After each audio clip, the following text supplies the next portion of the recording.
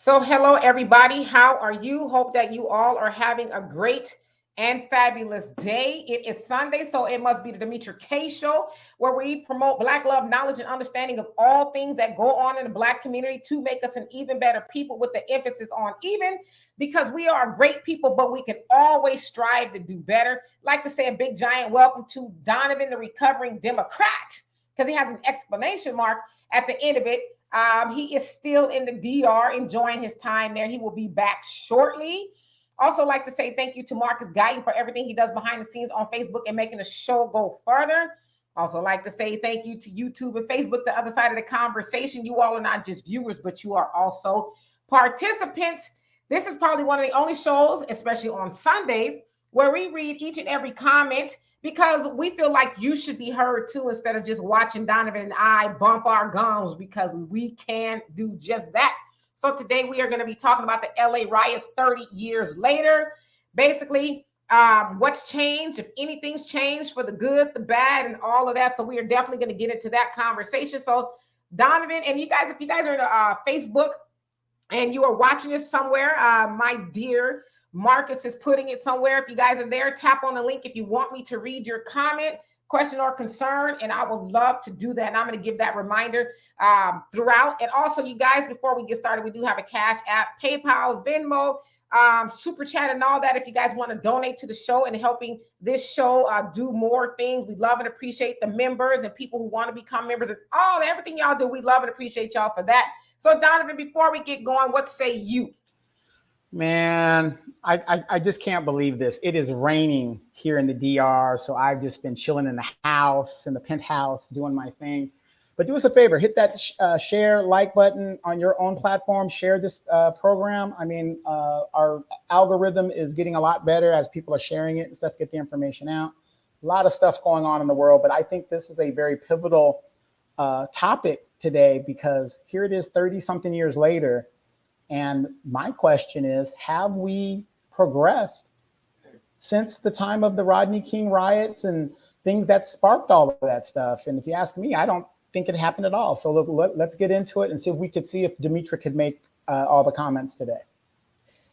So I'm going to make every last one of the comments. And so let me go ahead and get to it. Let's see who we have on here. Rayshawn, how you doing? You say, hello, Queen Demetra, Brother Don and Room. Yes, indeed. Welcome. And Rex, how you doing? He says, much love to you too, and back at you. And Bogani, how you doing? He says, salutations, Demetra and Donovan. And thank you, Marcus. I love and appreciate you for sharing the link. Again, if you guys are on Facebook and you're watching this, you want me to read your comment, click on the link, and I would love to do that if you have something to say. And then Bogani, it says also, greetings, chat. Brother Jonell, how are you doing? He says, peace, Queen. Brother Donovan and family, the pioneer, what's going on? He says, Brother Donovan, you're still in the DR, huh? Laugh out loud, right? Like, do tell. Hey, Mr. Frank, how you doing? He says, more Black banks, more Black businesses, more Black mortgages. I like that. Miss Moni, how you doing? It says, good evening, wonderful Demetra. Welcome back home. Happy, wonderful birthday. It's May. You can't say happy birthday to me anymore. Now it's Donovan's turn. His birthday is actually May 9th. So now you got to start saying happy birthday to Donovan. But anyway, you say to you as you get up to, May 13th. Happy and good evening to my sexy brown sugar Donovan. Glad to see you as well. Much Detroit love. Yes, indeed. Easy. How you doing? Say hello, D. Donovan. Donovan, get out of the DR, bro. Not good. We tried to tell him, but he's coming back soon. And Rex says, I'm patiently waiting for us to kick off 2020 protest. Let's see here. It says version 2 over that Loyola, the guy that was executed just recently by the police. Let's lock the nation up every time they murder one of us. Brother Don, how you doing? Says, hey, Demetra and Donovan. And let's see here. Avenge the ancestors. How you doing? Says, one love. Pioneer says, yeah, it's funny how that is almost exactly 30 years since it's 30 years past the LA riots, and the mainstream media has said almost nothing about it. Yes, indeed. And JoJo, how you doing? JoJo, rather. Thank you for the donation. Love and appreciate you for that. He says, Dewan B spoke about the crash unit in LA used tanks on us. Check him out. He knows about LA history. He told that a lot of our homes got destroyed by LAPD. Yep. Not a secret. Who else is on here? Facts, Not Feelings, and Tracy. And Jonelle, he says, Rodney King police, just different names, same murdering beast in the name of the law. You are not lying. So let's go ahead and get into it. As you guys know, or may not know, because as who was it that said that? I can't remember right now. It's past, but the media has not said a whole lot about the 30-year anniversary of the LA riots. And so, in case you guys were not born yet, or were living under a rock somewhere, in 1992, a motorist by the name of Rodney King was brutally beaten by the LAPD, which is another gang, right? LAPD, if you guys look at their history, has, been associated with gang activity still unto this day. So anyway, they said that Rodney King was driving while intoxicated, but in the end, when his toxicology report came back, it said that he was 0.75, which the legal limit is 0.8. So they tried to fudge the numbers a little bit to say that he was intoxicated. But anyway, before they got to all of that, he was brutally beaten by 4 officers with batons all about his head, his body. And, he wasn't posing a threat. He was sprawled out. They broke his eye socket. I think his leg, his arm. I mean, the guy was hospitalized. So anyway, moving forward, Chief Daryl Gates at the time was the chief of police, LAPD, and he was associated to being a big-time racist. He said that he was going to punish the officers, this, that, and the other, but they ended up going to trial. And as you guys know, that didn't go over so well because all 4 officers were acquitted of doing anything wrong, any wrongdoing to Rodney King. And then shortly after that, you guys know the LA riots jumped off, and the riots lasted for 6 days, where 63 people were killed and almost 3,000 other people were injured. A whole host of businesses and things like that were destroyed. Now, let me go back a little bit further. So some people are saying that the LA riots were only due to that of Rodney King, but that is not true. If you guys remember, a year before that, Latasha Harlins, who was 15 years old, was shot and murdered by Sun Ju Do. She was a liquor store owner, a Korean woman. I don't know why my color's going out, but a Korean woman. Latasha was in her liquor store, with a bottle of orange juice, and the liquor store owner accused Latasha of stealing the orange juice. Now, she shot Latasha in the back of her head as she was leaving the store. When they found Latasha's body, not only did she have the orange juice, she also had the $2 to pay for the orange juice. And so Soon got off pretty much with a slap on the wrist, right? She didn't do any time. And so that was just kind of a continuation when they beat the living daylights out of Rodney King. LA was just like, you know what? We've had enough. And so it was also an admonishment on the system and an admonishment on the Korean community that set up largely in Black neighborhoods and sucked the resources out. And then they murdered this child in cold blood. If you guys ever get a chance to look at, I don't know if it's still on there, Netflix has a documentary called A Love Song for Latasha. It will make you cry. I promise you, Donovan, you know you're on my page, comment on, okay. So it will make you cry if you watch this particular documentary. And so anyway, during the riots, there was a new and upcoming congresswoman by the name of Maxine Waters. Maxine Waters, I believe, was elected, it says 90 or 91, but needless to say, she was there before the riots jumped off in 1992.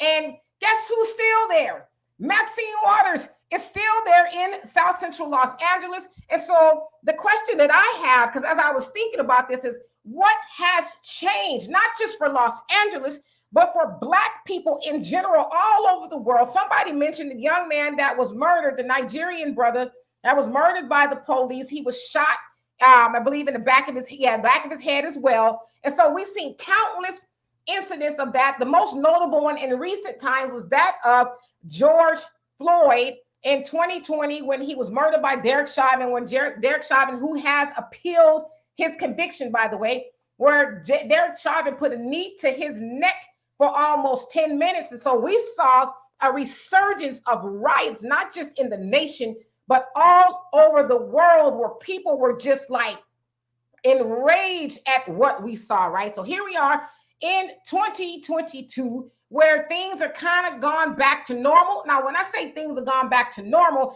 I mean that the wholesale murder of Black people by the police maybe not even gone back to normal. We might be seeing more of it.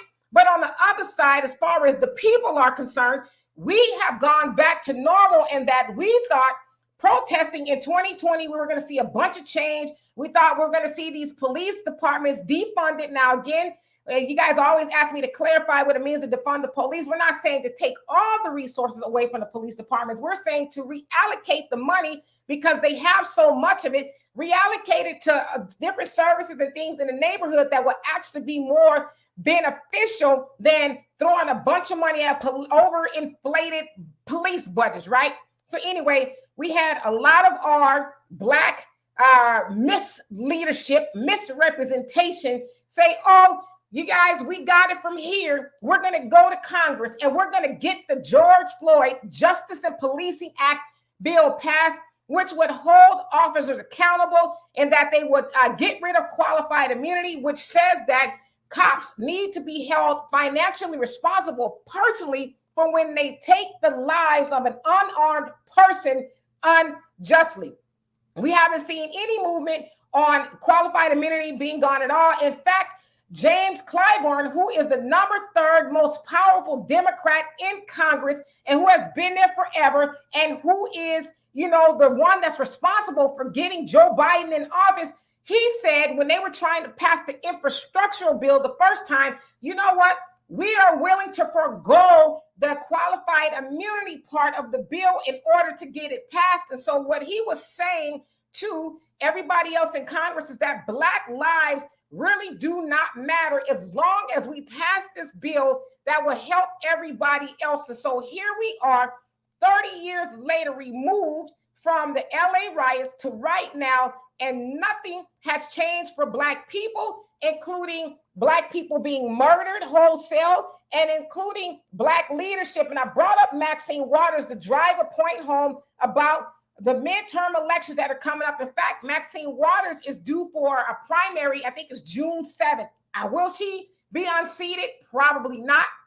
But this is on us Black people to pay attention to these things. Maxine Waters was there in 1992 and she's still there. Nothing much has changed for Black people. And so it's time for people like Maxine and everybody else who sit in those seats and do stuff for everybody else but their own people. It's time for them to go. I'm saying, in my opinion, that it is time for the Democrats to maybe go fishing, go do something else during the midterms, after the midterms, and let somebody else who's going to come in there and actually pass an agenda to specifically help Black people. So Donovan, what say you before I get to these comments? Man, you said everything that I really kind of wanted to say. I did enjoy your comment, you know, women need to follow my teachings and all that other stuff that's in there. But I didn't realize you were still signed on over here. Yeah. But no, you know, people really got to think about that. These people have been in there for over 30 years and we haven't progressed. If anything, we've gotten worse. But then when we call these people out and we say, oh, that's Maxine, you know, she reclaiming her time and all the symbolism they do, look at their records. My podcast, Black Politicians Ain't This is what I talk about. I show the record. Do you guys know what the number one thing Black Congress people do while they're in Congress besides collect money? They name post offices and they give civil rights medals to their buddies. That's all they do. And then they vote for, you know, the votes for the Hispanics, the Armenians, the Afghans, and everything like that. But as far as for Black people who fundamentally put them in to those seats, they do absolutely nothing. Now, Demetra, 2 years ago, maybe 3 years ago, we were sounding the alarm along with others in regards to what the Democratic Party is going to do, what Kamala was going to do. We let people know. Now, I can say this for you and for myself. I can walk away from all of this knowing that I did the best I could to warn my people of danger. And we are now in danger of being extinct politically, as well as financially, as they keep undercutting our legs. Come on, y'all. At this point, and some people who have voted, we got to get Trump out of there. Okay, fine. You got him out. Look where we're at now. Where are you guys at? Where are you Sororos? Where's Ricky Smiley? You notice he don't say nothing. All these celebrities, other than Uncle Luke, who had the courage to say, I made a mistake. This is what was going on. Nobody's come out and said, you know what, we screwed up. You know, this is why you don't listen to entertainers. This is why you don't listen to athletes. This is exactly why. Because they're part of the problem. So let's get to these comments and see what everybody's got to say. But again, we rang the alarm years coming and others, and here we are today, and nothing fundamentally changes. And by the way, as I was at station at March Air Force Base during the riots, and that refrigerator is still going strong. Stop it. No, I'm just joking.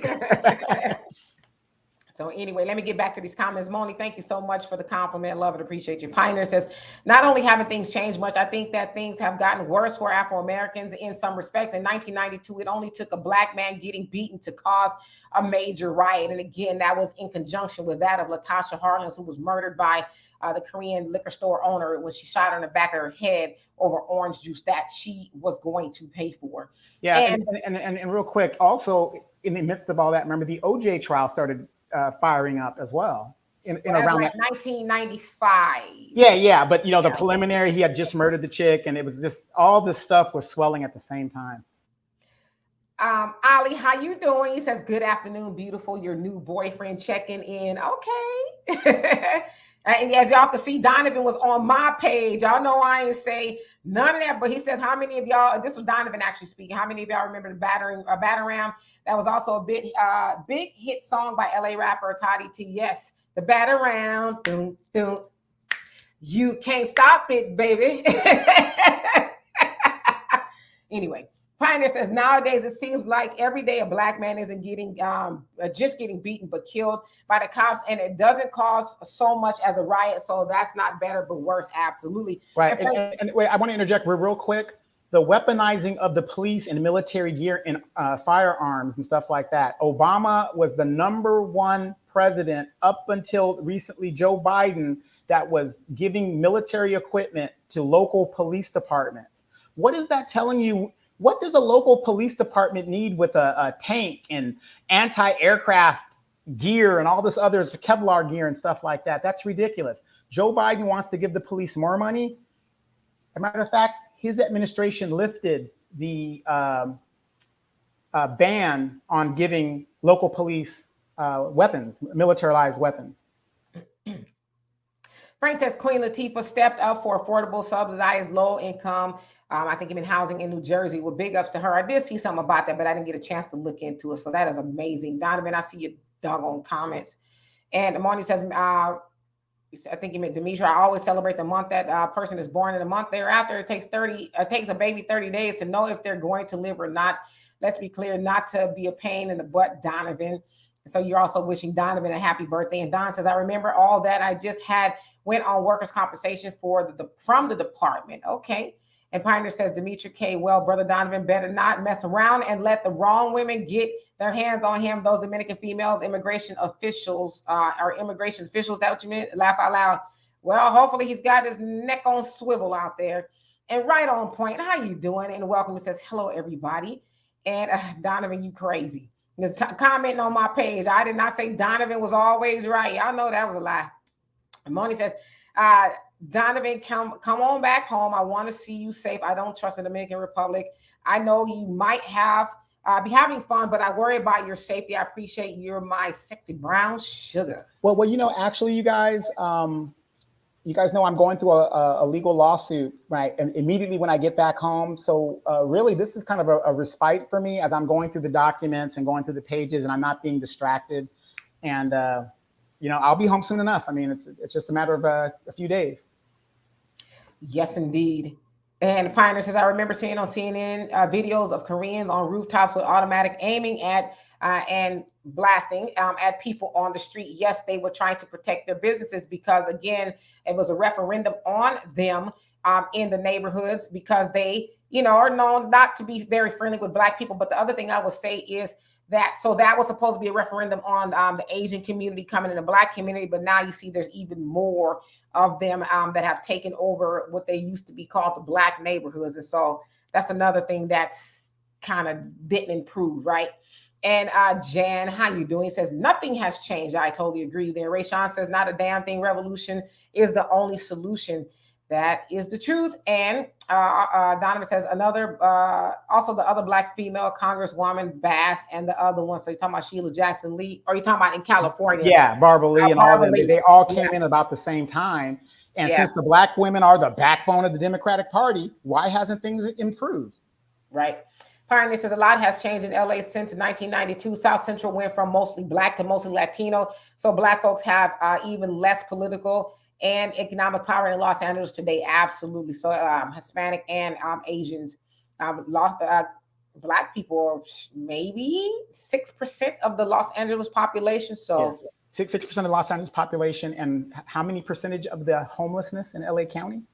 Or over 50, and that is basically what it is nationwide as well. So Easy says, I was in college when riots erupted as a criminal justice major, and a white student wore an LAPD shirt on purpose on campus. Yeah, how did that work out for him or her?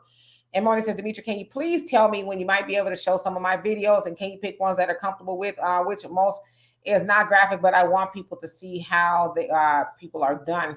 I will do that. So give me an opportunity to look through them, because a lot of them were pretty graphic.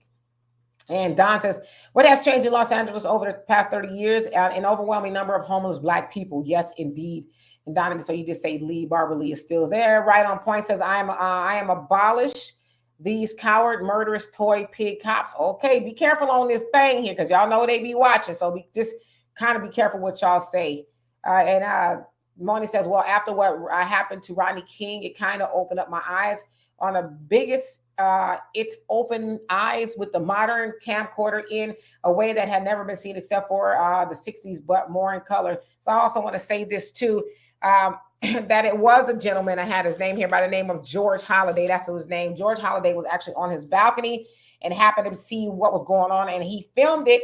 Was very scared to release the video. He did release it to the news stations, and that's how we ended up hearing about what happened to Rodney King. We also saw it blasted all over the media, and people were horrified, like really freaked out and horrified to see it was, damn near a lynching, except for he didn't die. And so he was kind of like the original, I hate to put it in these terms, but George Floyd. And so that particular guy was a white guy, and he released the video. But up until then, had he had not had that video, those cops would have completely walked scot-free. Now, I should say that they did originally walk scot-free, but the feds picked it up and says, okay, since they didn't tow up LA, now we're going to, intervene and hold them accountable. So it was said that 2 of them were charged and 2 of them were acquitted finally. And so. Yeah. And the funny thing about that, if you guys remember, George Bush called in and nationalized the National Guard when the riot started moving toward Beverly Hills. Up until that time, he wasn't saying a word. He wasn't doing anything in regards, and he weaponized the National Guard to keep them away from the rich folks during that time. Donovan says, Jim Clyburn is the #1 Democrat receiving corporate donations. I wonder why. And you also say everybody feels because these guys have big war chests, can't be one vote, one person, they can be beaten. And Lightweight, how you doing? He says, exactly. What's going on, Thunder? He says, hello, everyone. And Kiki, what's going on? He says, hey, Queen, salute. Sir Donovan, hey, fam, happy Sunday. And happy belated birthday to Kiki. I think you had a birthday this past week, so happy belated birthday. And anybody else who celebrated a birthday recently, happy birthday to you. And Sharon, how you doing? Say, yes, yes, time for them to go. Absolutely. And Old School says, when people talk about the LA riots, the so-called rooftop agents are talking about more than the riots itself. Yes, exactly, because they were the ones that some people say were targeted. But it's funny that they talk about them being the victims, this, that, and the other, but y'all never talk about your homegirl who shot Latasha in the back of her head unjustly because she accused her of stealing orange juice, and she had the money and she got away with it. And matter of fact, it is said that her son is running a liquor store in Lancaster, California. I know exactly where it is. I won't say, but I know exactly where it is. And, and that liquor store is thriving. When I say thriving, it is thriving. Yeah. So, and real quick, remember in Riverside, there was another girl shot around that time. Um, Miller, Taisha Taisha Miller, Miller. Taisha Taisha Miller. Miller. Yes. Yeah. So I mean, the cops were just wilding out during that time. Yeah, Taisha Miller actually fell asleep at a gas station in Riverside, where we're from, and she had a gun on her lap, and the cops blasted into the window, killing her, and she was asleep. So anyway, old school says when people talk about the. Oh, I read that already. I'm sorry. Donovan, you still on my page? And Pioneer says, I'm sorry, the money you talking to Pioneer, and Pioneer says a lot of Black people around the nation have had individual progress because of their own merit, but as a community, there hasn't been much progress. In many respects, things have declined. In fact, not feelings. If I didn't already, how you doing? It says here is some important news. African Americans need to pay attention and look into Afro-Black region on Caribbean coast of Nicaragua was officially recognized as an autonomous by their socialist government there. Oh, an autonomous region. Yeah, a lot of them are starting to declare that. Mm-hmm. And let's see here. Thunder says, I read an article by the CBC and Al Sharpton are upset about the blaming of, I saw that, menthol cigarettes said that it is racist and targeting the Black community. They do nothing, but this made them stand up. Right. So as you guys know, it is said that Black people smoke menthol cigarettes, Newport cigarettes, and all of that kind of thing, and that is being targeted. But it's like you said, I mean, damn, y'all worried about cigarettes when Black people got targets on their backs from the popo, and this is what y'all worried about, some damn cigarettes? Yeah, well, what's next? The malt liquor? Right. And Easy says most of these celebrities are getting a bag from Democratic Party. They are all bought. Yes, indeed. And Moni says, I'm glad that Rodney King's brutal beating brought more modern light to police brutality that they could not just overlook and treat it any old kind of way. Rip Rodney King. Yes, he has passed 2012. Yeah. But I will say this, up until that time, yeah, cops, and they still getting away with, don't get me wrong, but cops were completely getting away with brutalizing and murdering Black people and saying, and then I should say this, they did charge Rodney King with evading arrest. In a Hyundai. Evading arrest, but then, they dropped it because it's like, come on. Yeah, but here's the funny thing, everybody. Black people have been saying this since the 1920s. It's like, even the narrative is still to this very day, we're still saying the same thing. You're still shooting us. If it wasn't for these videos coming out, they wouldn't give a damn. They wouldn't care. They wouldn't make a motion on it. They wouldn't move on it. The young man that was in, I believe, Chicago, that was sleeping, just shot dead. I'm not sure. Have they charged the police officer in that incident? I'm sorry, where? In Chicago, the young man that was sleeping and they busted in his house. I'm not for sure. He was on the couch. Yeah. And that's the thing. They put these stories out here and then you don't hear about it. Thank God for the new Black media that's kind of watching all of this stuff. Pioneer says, I used to stay in Arizona and met a lot of Black folks from Los Angeles. All they would talk about is the riots of 1992 or how the Mexican gangs would run them out. Yes, indeed. Sunlight, how you doing? And Kiki says, Donovan makes a good point. Everyone else notices that the Democrats always reach back, grabbing celebrities, particularly Black celebrities. They always send subliminal indications to how they feel we think as a people. Yeah. They think we follow anything these celebrities do. And sadly, a lot of our people do. We have to remember these people have studied us. They've pegged our behaviors. It's up to us to change the narrative. Not only have they studied us, they created us, as Farrakhan says, that we didn't create, excuse my French, we didn't create the nigga, they did. And James Baldwin said the same thing. They being, white supremacy created the nigga. But unfortunately, we keep acting as that. So that narrative was never originated by us. We have just been brainwashed to the point to where we act in that. So yes, a very good point. Monet, how you doing? And Facts Not Feelings says Afro-Blacks in Nicaragua did not want or accept integration. Wake up, Black people. Yeah, we are not loved anywhere around the world. Don't believe the hype. Donovan says, how many of you have heard that Elon Musk is making an offer for Instagram? Have not heard that, but I would not doubt it. Dang, my watch is dying. And Yashan, how you doing? He says, we had the 30-year gang truce at South Park. I was pissed off to see the park close after truce. Driving from Dallas, I got to South Park and the kids that wasn't even born started beefing. The mayor spoke. And is that in Dallas, you're saying? And let's see here. Anita, how you doing? He says, greetings, Demetra and Donovan. What did I miss? Nothing. You were right on time. And I know I'm a little bit behind, so I'm going to catch up. And Pioneer says, oh, so Donovan took over Demetrius' page. Yes, he's still logged into my spot, my StreamYard from when I was in the Dominican Republic. And he says, okay, so also Donovan took up Demetrius' page. That explains how Demetrius was able to do so much talking and typing at the same time. Laugh out loud. I was wondering about those amazing multitasking skills. Laugh out loud. No, yeah, he's still logged in on my end for when I was over there. And one who cares, how you doing? He says, good evening, Demetria, Donovan, and chat. Mr. Pirate Brain, how are you? He says, happy Sunday, Demetria. And Donovan and Thunder says, Don, the traveling man, Viva La Viva, brother. Absolutely. And Brother Donnell says they make sure those who video and expose pay a price also. Yes, because George Holiday was in fear of his life. He was apprehensive about releasing the video, but he was like, you know what? I have to, because what I witnessed was, beyond comprehension. So good for him. Yeah, and if you guys ever noticed that when there's a horrendous shooting, the police, which is our public records, this is something that we own, they withhold the video. What case was that where the police chief had a videotape and he kept it in his desk for like a couple of years away from a family? Somebody was murdered or something. I can't remember it off the top of my head. But my point is this. That is our property, but they withhold it so they can edit it or whatever they're going to do with it so that we can't get justice. But the minute that you record something, they want you to turn it over and put a charge up on you of obstructing justice for something that that might be on that video that might be detrimental to a situation. You do not have an obligation to cooperate with a police investigation.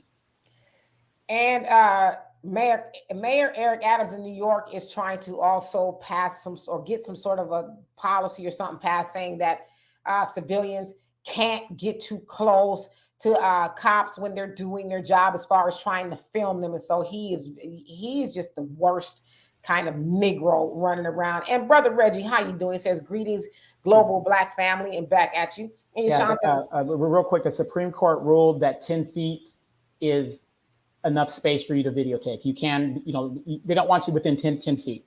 And if a cop ever tells you you're obstructing is physical. It's not verbal, it's physical. So don't fall for that either.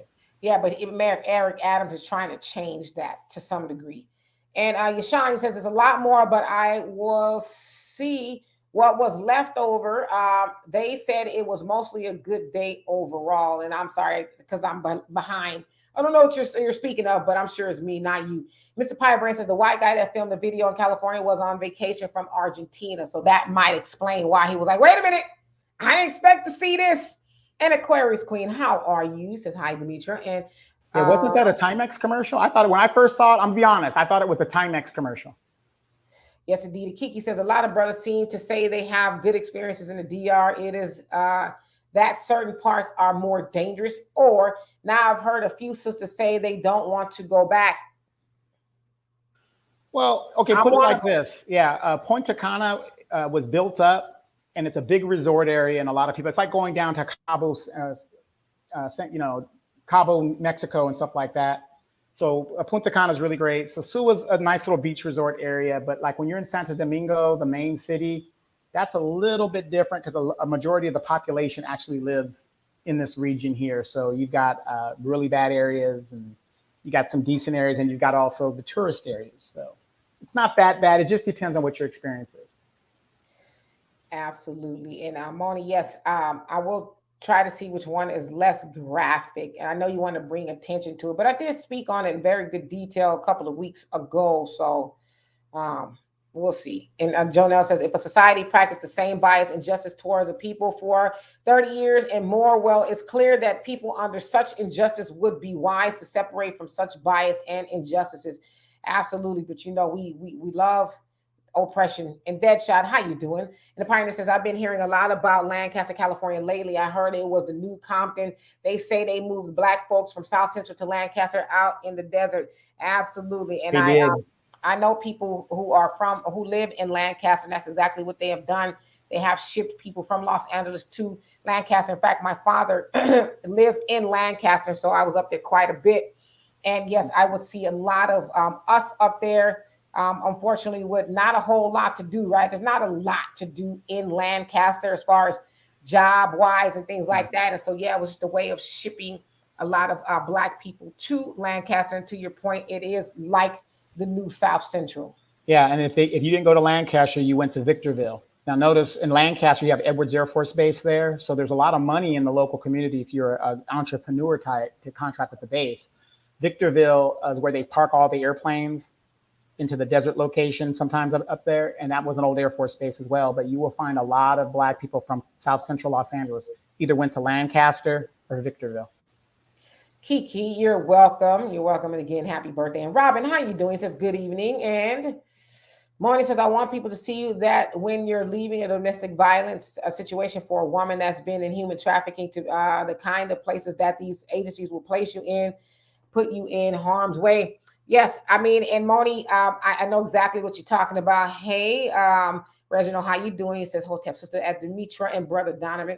I will say this. I mean, and I don't want to deduce your situation, Marnie, so please don't mistake me in that. Yes, that happens a lot, but that just kind of ties into what we're saying. And you guys don't know what Marnie is talking about. She was in a situation where it was a slumlord situation where the living conditions were very horrible. Just everything you can think of imaginable. She even showed me a video where there was a body, which I cannot show you, and blood and just a lot of stuff. And just, I wouldn't want to live there. I'll just put it that way. And I know a lot of you guys wouldn't, but I would say this. We need to be careful of who we elect, right? So we know that state and local elections matter. And a lot of times we know that on the local level, election turnout is horrible. Like it's very, very low numbers. And those are the people who have the direct effect on our lives. And so if you have a slumlord that is allowed to operate in that fashion, whose fault is it? It's your city council people who are allowing them to get away with that. If you go complain, and I know you have one to your city council people, they're like, well, what do you want us to do? Then you say, you know what? Hold my beer. When election time comes around, I'm going to get your ass out of there because we're paying rent here. And you guys are allowing these slumlords to operate in that manner. They have to adhere to a code, and it is up to the city to enforce that. And so we could talk about that here all day long, but it's going to take boots on the ground. And so I say that to you, Moni, because I know you probably know a lot of people in your area. Get together with them and ring the alarm about what the city officials are allowing their slumlords to do. Now, we know a lot of times those slumlords who own all these buildings, they give kickbacks to the city officials and they turn a blind eye, and they also mistake people who are poor and who are disabled for being stupid. I'm not saying that. That's what they think. They also think that you have no power, and so they negate the very things that are not luxury, but it's a right, like hot water, not having rats, roaches, and falling ceilings and leaks. Those aren't luxuries. Those things that are afforded to you because you pay rent. And so I cannot stress that enough. While I could talk about that here all day long, it is going to take the people on the ground to take your ass to the voting polls and vote them out and get somebody else in there who is going to make sure the landlord does his or her job, or otherwise they will lose their building and lose their rights to become a landlord. So I hope I've said enough. Let me get to these comments. Yeah, let me just say this real quick in Moni's situation too. You got to go down there and put in the paperwork to start the clock, because once you've made a complaint, they have so many days to respond to that complaint. And if the work is not done within a timely manner at city code or whatever the deal is, you and your neighbors could initiate a legal lawsuit against the city. And I mean, again, it's boots on the ground. You got to know how to do it and when to do it. Everything is documentation. I just had a coup in my city, and the council person told us, the legal council person told us, it's going to take the California Supreme Court to get her off the seat. I went the next day with other people. We filed the paperwork. We got her out of there in less than 30 days with the DA's help. Absolutely. Antonio said the CBC needs to go. Yes, indeed. All of them. Pioneer says, I think the discussion of Black people being targeted with menthol and other flavored cigarettes is a legitimate one that shouldn't be dismissed. There's an actual science behind it. But you know what, though? It ain't just Black people smoking cigarettes. Everybody's smoking cigarettes. And do y'all really think, see, this is why it pays, and I'm not saying you the Pioneer, but it pays for us to study. Edward L. Bernays, who was the father of public relations, he was the nephew of Sigmund Freud. You guys know who Sigmund Freud was? He was the world-renowned psychologist. And they together fashioned a way to appeal to consumers. And one of the major campaigns that they first started on was that of the cigarette industry. Philip Morris, is a big-time cigarette maker. They hired Edward L. Bernays to figure out how to get into the psyche of the American people and sell more cigarettes. And so I say that to say that there is big money intertwined in that throughout the halls of Congress.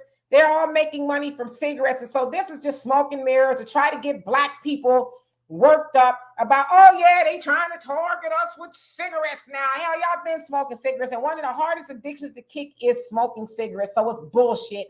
Excuse my French. I'm calling bullshit on it all. So anyway, Don says shalom at Brother Reggie. And Facts Not Feeling says the solution to other groups targeting Blacks in Katrina and civil unrest is to arm yourself, organize, and have a plan in place to defend your lives. Yes, indeed. And Don says, I don't believe that the DA is charging the cops with his ex. Donovan said, talk about in Chicago. And the Pioneer says, Brother Donovan, I think you might be talking about another brother, Amir, who was killed on his couch in Minneapolis by the police when they broke in his apartment in the middle of the night. Yeah, as I said, there's so many of them. It's really hard to keep up. One said, I personally don't think it's right for the government to focus on getting rid of menthol cigarettes, which is a bunch of BS. See, there you go. If people want to smoke, let them do. Stop Black people from being murdered ASAP. There you go, Moni. I should have read your comment. You hit the nail on the head. And Thunder says, there's a way to stop all of this. One way to go to a jury duty and stop finding reasons why you can't participate. Actually go to jury duty and perform your civic duty. That's another thing. We don't show up to jury duty like we're supposed to. And in a minute, one of us get on the hook and go get sent up the river for something we didn't do, we want to complain. But it's like, well, how many times did you shirk your jury duty responsibilities? Probably every time. I ain't going to that. But God forbid that you end up on a trial, you will want to look in that jury box and see a jury of your peers, which means people who look and think like you. And let's see here, Moni. I'm going to read some of your comments because you can type, girl. So I want to get to the rest of them. He says, Donovan here in Grand Rapids, Michigan, they attempt to hold information until everybody start coming from Detroit. And we still boycotting it right now. Today has exposed the name of the officer. Got it. And Reginald says, when was the last time you and Donovan went to our motherland like Liberia? And are you thinking about getting resources like, I think you mean gold, oil, and diamonds? We went to South Africa in 2019. We want to go back. You guys, African Diaspora News Channel is going to Kenya in November. Go check it out over there. They have all the information for you. But yeah, we want to go back sooner rather than later. And one says the officer that killed that young man a few weeks ago shot him in the back of the head in Grand Rapids, Michigan. Detroit pulled up and showed out now like the pale coward left his house and family. Yeah. So what next? Because unfortunately, I haven't been following a lot of it. And Olu, how you doing? He said, it's true. Hello. Says Victor Bill also. Yes, indeed. And Yashawn says, y'all from East Side, Riverside, or the West Side, Rubidoux. Well, when I left California, I was living on the West Side, Rubidoux. I've never lived on the, I never lived on the East Side, but I lived when we first moved to Riverside, was more like the Arlanza area and then the Arlington area. So I went to school in the Arlanza area, Norte Vista High School. Yeah, Norte Vista. That's where we went. Got family in Rubidoux. I'm in Edgemont, Moreno Valley. Yes, indeed. And so Mona said, Donovan is correct. Anything that I record, I'm not turning over a damn thing. And I'm going to make sure that the media, all aspects, knows about it, even down to YouTube, Instagram, Twitter, Facebook, no lies. Yes, indeed. And Robert says they're displacing a lot of Black folks in North Carolina, too, giving them 90 days to be out of whole housing development to make room for the refugees. Yep. But you know what? I blame Negroes. I blame Negroes that keep voting for the same old people that would make it possible for refugees from Ukraine, Afghanistan, wherever they come from, to come in there and get what you are supposed to be getting. So stop, not saying you, Robin, I'm just saying in general, Stop voting for those people. Vote them out most expeditiously. Vote them out the very But next time you get. But Demetra, Black people have always stood up and led in the fight for civil rights and justice. The CBC's theme and motto is represent everybody else and marginalized groups. So we've always been in the lead to represent other people. Well, it's time for them to get their ass up out of there. How about that? It's time for things to be different. Well, I got a question for you and everybody out there on the panel. Why is it in our community it is so bad for us to start looking out for ourselves and say us first? Why is it so bad for us to say us first? See, when we go back to the root, we know that it is conditioning, and there's never really been a major effort to recondition the minds of Black people. We have been taught that it is admirable to save that of everybody else, especially white supremacy, which is why we see people like Mayor Eric Adams, who does he works for white supremacy, and a whole lot of other people working on behalf of white supremacy. And so we think that's what we're supposed to be doing, but we need to continue in the new Black media teaching our people that that's not the right thing to do. Stop voting for people who will do everything for somebody else except for you, right? And let's see here. Who is this? Sunday says, I recently saw a documentary on Robert F. Williams. It was really interesting. What's more interesting is why wasn't this man talked about or taught in school? The documentary is on YouTube, Black First Family. So you talk about he actually was part of the NAACP, right? And I can't remember why, was it in North Carolina, somewhere like that, where something jumped off and he was more or less like, let's arm ourselves and let's take a stand. And the NAACP kind of censored him and shunned him. And when he was really trying to get Black people to stop being victims of police brutality. Am I on the money with that one? And Olu says, I'm from Compton. We moved to Victorville from 1 year. Then my mom moved to Las Vegas. I hated Vegas. Yeah, a lot of people moved to Vegas as well. Pioneer says, a body and blood. That's Detroit in general. Damn. Donovan says, you need to get it on record to start the clock. So you're talking to Moni. But you also say, Moni, but in modern times, I think everybody needs to invest in body cams where if you are within the rights and limits, your body cam picks up lying, low-life officers that do this to innocent Black people. Yeah, I mean, it's unfortunate, but absolutely. And let's see here. So Moni said, Donovan, he can explain a little bit more. If you look at some of the videos that I sent to Demetra, I would love for you at some point to show them on your channel too, where we can get more in depth. I have shown some of them to Donovan, so he's well aware of them as well. And Donovan says, do you think by banning those cigarettes, they are making another way to incarcerate more Blacks due to smuggling menthols? I mean, banning them, I mean, they could, but it's nothing more than smoke and mirrors. It's too much to do about nothing. Let's get Black people to think we're really trying to save them by getting rid of menthol cigarettes. And if you ask me, even though it is Al Sharpton and them that is advocate for that, I think that's really racist to think that just Black people smoke menthol cigarettes. And let's get rid of menthol. What you're going to create is something like prohibition. What happened during prohibition? That's when organized crime was, at its finest. And so it's stupid. It's dumb. And I don't think we should even really be talking about it. It's just dumb. Thunder says, also, family, if you can get a ham radio or ABC radio, just in case the situation in Europe is really starting to heat up, get prepared, family. Yes, indeed. And that's another thing we really should start talking about. It is starting to heat up. Russia is not letting down. They are moving full speed ahead. And, eventually the United States and everybody else is going to have to get involved or what? Well, then what? They can't just sit back and just throw money at it and suck people out of there. Eventually they're going to have to do something. So you're right. And it's, as we see, prices have not gone down. Gas it looks like it's going up. It was coming down. Sounds like it's going back up. And so it's a mess out there. If you ever gone to the grocery store lately, you've seen things double. I've talked to people who buy eggs, said that eggs have gone up to $8 to $15, $16, depending on how many eggs you're buying. So it's a mess. Yeah, I mean, Tupac said it best. You got money for wars, but you can't feed the poor. I mean, unlimited money they're just billions, billions, billions.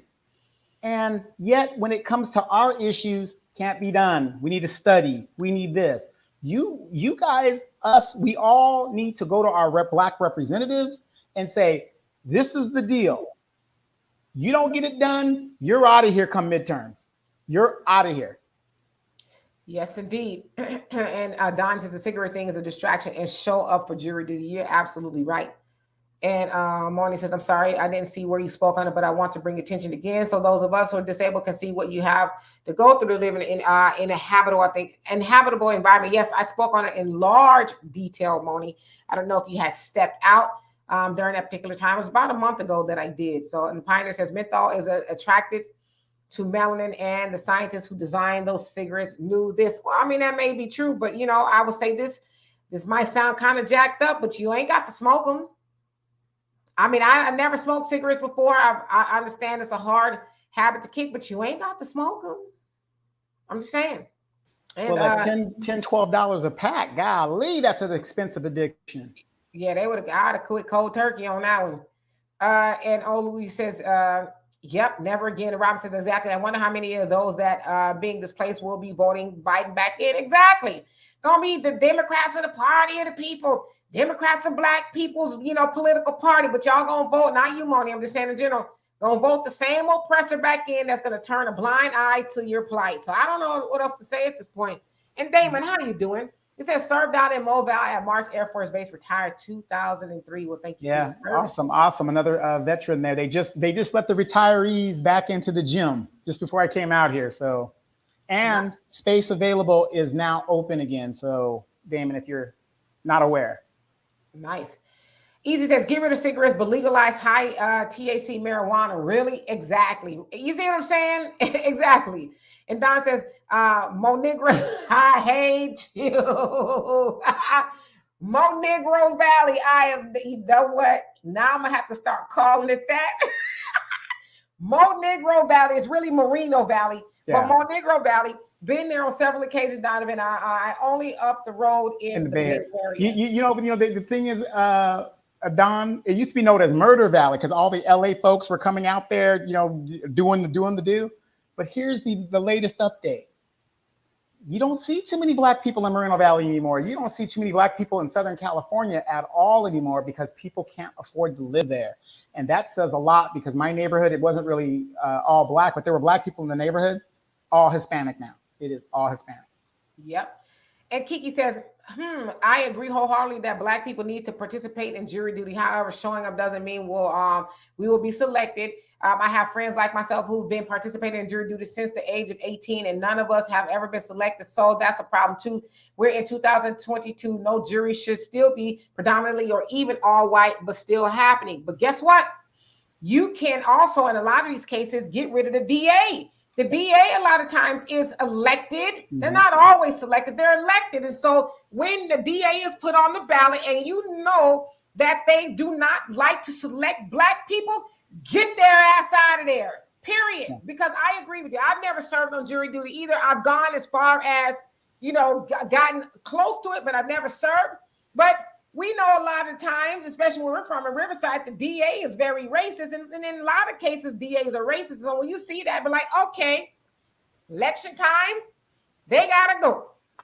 Right. Let me just say this, Kiki. I don't know where you're at. How many of you guys know you can file a formal complaint of the jury system in a case that if you believe it isn't selectively doing that person having their peers, you can file a complaint that will go to the appeals court or whatever the people that adjudicate it. If there's enough complaints, they have to look in at how they're selecting these people and look at the numbers of why are these black people being convicted at a rate like this? What is the jury pool being comprised of? Yes, indeed. And Marty says, don't mean to be a bother, Demetra. No one that is disabled should ever before living in something like this and retaliated against because you dared to catch it and prove everything on video. I agree with you. No one should live like that. So you're not bothering me. I mean, I understand your frustration, so don't think that you're bothering me. And Damon says, black first till I'm done. I know that's right. Thunder says, black first yesterday, black first today, black first tomorrow, black first forever. Yes, indeed. And Olu says, two-party system must go. Absolutely, because they won't allow any other party to really, surface. So that means you don't really live in a democracy now, does it? Because a democracy has many parties. Absolutely. And so you're talking. I won't read the replies, you guys. And Moni says, Demetra in Texas, are you all celebrating Cinco de Mayo Thursday? I hope that you will. I was so worried about you, and it really shook me what happened in the DR. So celebrate Cinco de Mayo. I don't celebrate a lot of holidays. Cinco de Mayo is a white made holiday. A lot of Hispanics don't even really celebrate it. I mean, they celebrate it, but it didn't really come from them. It's a commercial holiday to get people to drink more beer. So it has Yeah. nothing to do with me. So Yeah. And how many of you guys know Cinco de Mayo has nothing to do with Mexico being free from Spain? It has to do with Mexico being free from France. Maximilian. and more everything to do with commercialism and capitalism, if anything. And Damon says two-party system been trashed for centuries. Yes, indeed. And Olu says South Central gun shots laugh out loud. Donovan and the ghetto bird over the house. Yes. Robert says banning cigarettes, but making weed legal, make it make sense. Yeah, but that's the Negro misleadership. Oh, we need to get rid of menthol cigarettes. Like, are you Wait, high? wait a minute. No, you got to look at the logic in that. Okay. Al Sharpton, Clyburn, these guys are about 70 years old, right? That means they're of the baby boomer generation, right? Al Sharpton is like in his 60s still. Yeah, but still, he's still in the the baby boomer generation, right? They don't want to get rid of weed because they were the ones that were blowing it up in the 70s. They're not going to get rid of weed. In fact, they're going to legalize weed because now the corporation, including Philip Morris, they're going to figure out how to get in on making weed. And then when they do that, and that's all they're waiting for, to figure out how they can capitalize on weed and snuff out the little man and all of that. But I mean, this cigarette thing is just dumb. It's just really. Isaac, how you doing? And Olu says Ukraine and Russia are brothers and sisters. Yes, indeed. And Damon says Azov and Ukraine are neo-Nazis. Bless you. Get it done, Putin. And Isaac say, big facts, sir. Robin says, eggs $15. What? I'm one person and is already complaining about the food prices. $100 gets me nowhere. Same here. I've gone back to being a vegan. And now I'm just really doing it like from the ground up, like fruits and vegetables. So really, it's not that much. But if you want to eat organically and eat good foods, yes, it's going to cost you. But when me and my daughter go to the store, we like, okay, what do we need? Beans and rice. Oh yeah, we've eaten that all week, really, because we're trying to get our protein because we lift weights and stuff. But yeah, it's not bad. Get used to it. You're gonna have to probably one day. And Don says we have to see what is going to happen after May 9th. He may make several strikes on countries that aided the Ukraine with arms. Well, no, actually, Don, that's my birthday, so they're doing a homage to me being born. So. Morty says, keep in mind that Demetra the Slumlord was Detroit Tigers Blue Jay, a ball player, a multimillionaire, and all of your elected officials are here locally, knew about this and did nothing. That shows, well, I'm sure he's greasing their pockets. I mean, they get money to look the other way, Moni, believe it or not. Thunder says, Sharpton said it will create a black market for smokes. This is BS. Why smuggling smokes when 3 or 4 guys can put money together and open a marijuana dispensary and make even more? But again, you have Eric Garner, who was murdered over cigarettes, Lucy cigarettes. And so to me, it just is all just, it's nonsense. And if they make, let's say, menthol cigarettes illegal, it is going to cause more of a crime wave and police brutality against Black people, because we know, come on, let's keep it real. In our neighborhood, when I say we, I'm saying in general, buy Lucy's. I might not be able to afford a whole pack of cigarettes, so let me get 2 or 3, and that's what Eric Garner was doing. And so it's just going to create more nonsense and horrible situations for Black people. And Olu says for a 5-pound bag of wings in a bag of 15. So you said $15. I don't buy meat, so I don't know if that's a lot or what. Oh, yeah, Winco. Oh my God! For a pound of wings right now, you're talking about almost $8. Morning says, so now some of the city's council that was in during the time have all left because they're under indictment, Demetra, which is a good thing. But even the newer ones defend the bad ones. Well, get rid of them. Get rid of them. One term. Get rid of them. And Robin says, I saw a video of an elderly couple being struck down in Ukraine by Russian military men. They're killing civilians like it's nothing. Imagine that happening here. Well, it does happen here. It does. Yeah, I'm about to say it does happen here. Most likely the Black ones. Yeah, it happens here all the time. Lamarcus, how you doing? He says, "Hey, Demetri. Hey, Donovan. Is your pimping going strong out there where you're at?" So we're talking about in the DR. Yeah, well, no, my pimping game is a little weak because I've been concentrating on my legal cases that are coming up because I'm after the money. Yes, indeed. And Olu says, "When I went to Compton, looks like Mexico now." Yep, it really does. And Robin says, "I've never served on jury. I be praying that I get picked, but never do I get picked." Yeah, that's an issue with the DA and the Yeah, the lawyers who are, well, we want to try to whiten it up as much as possible so we can get a win. yeah, I literally got picked. What? How many years ago, Demetria? Four. Remember we were down there? That was a while ago. Yeah, and they haven't called me since because I hung the jury up. So Yeah, and that's why they know we see one of us is like, "I got you. Don't worry, I got you." And Mona says, "So in summary, Dimitri, I've been trying to get these people by myself because a lot of people are scary and they don't want to get involved. Many times they don't get involved until something hits the news." I get it. Don says, "I know what you mean, Donovan. You can hardly find us in the Bay Area, piece by piece gentrification. It is high as hell to live in the Bay Area. It's worse or more expensive in the Bay Area than it is in Los Angeles. And Los Angeles is high."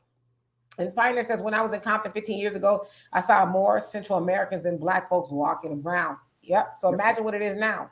Mm-hmm.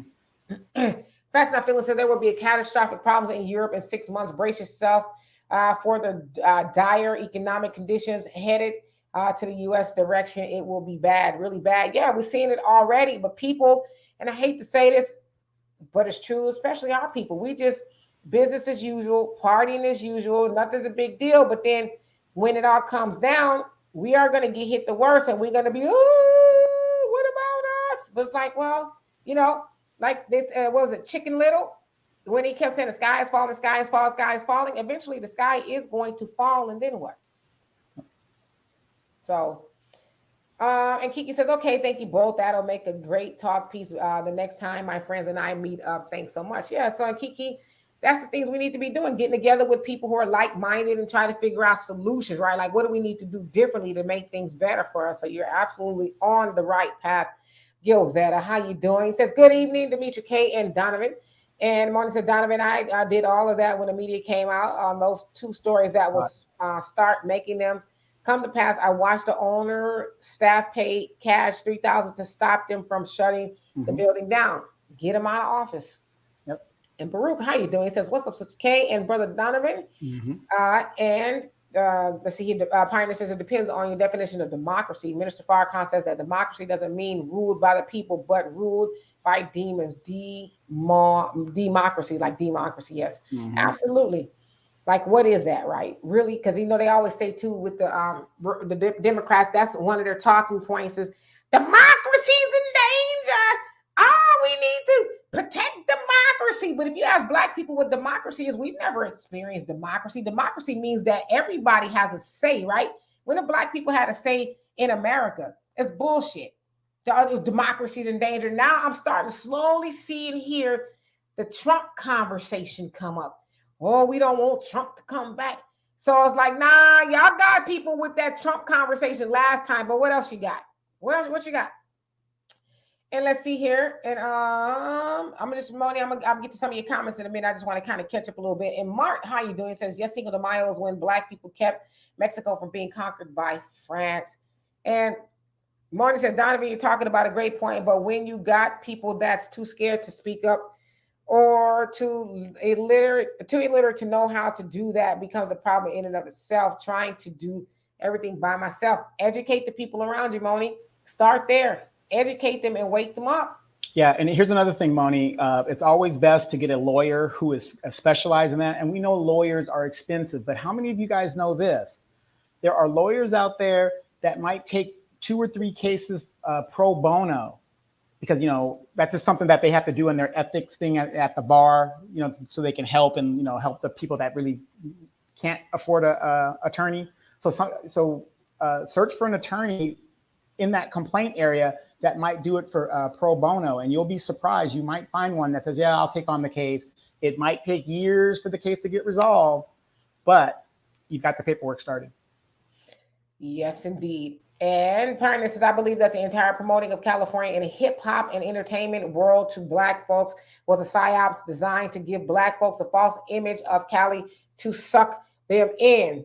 I mean, I don't know about that, especially since it's very expensive to live there, and it's only about 6%. 6% of black people as a population in California, probably about the same in Los Angeles, and so I think it's actually being designed to drive us out.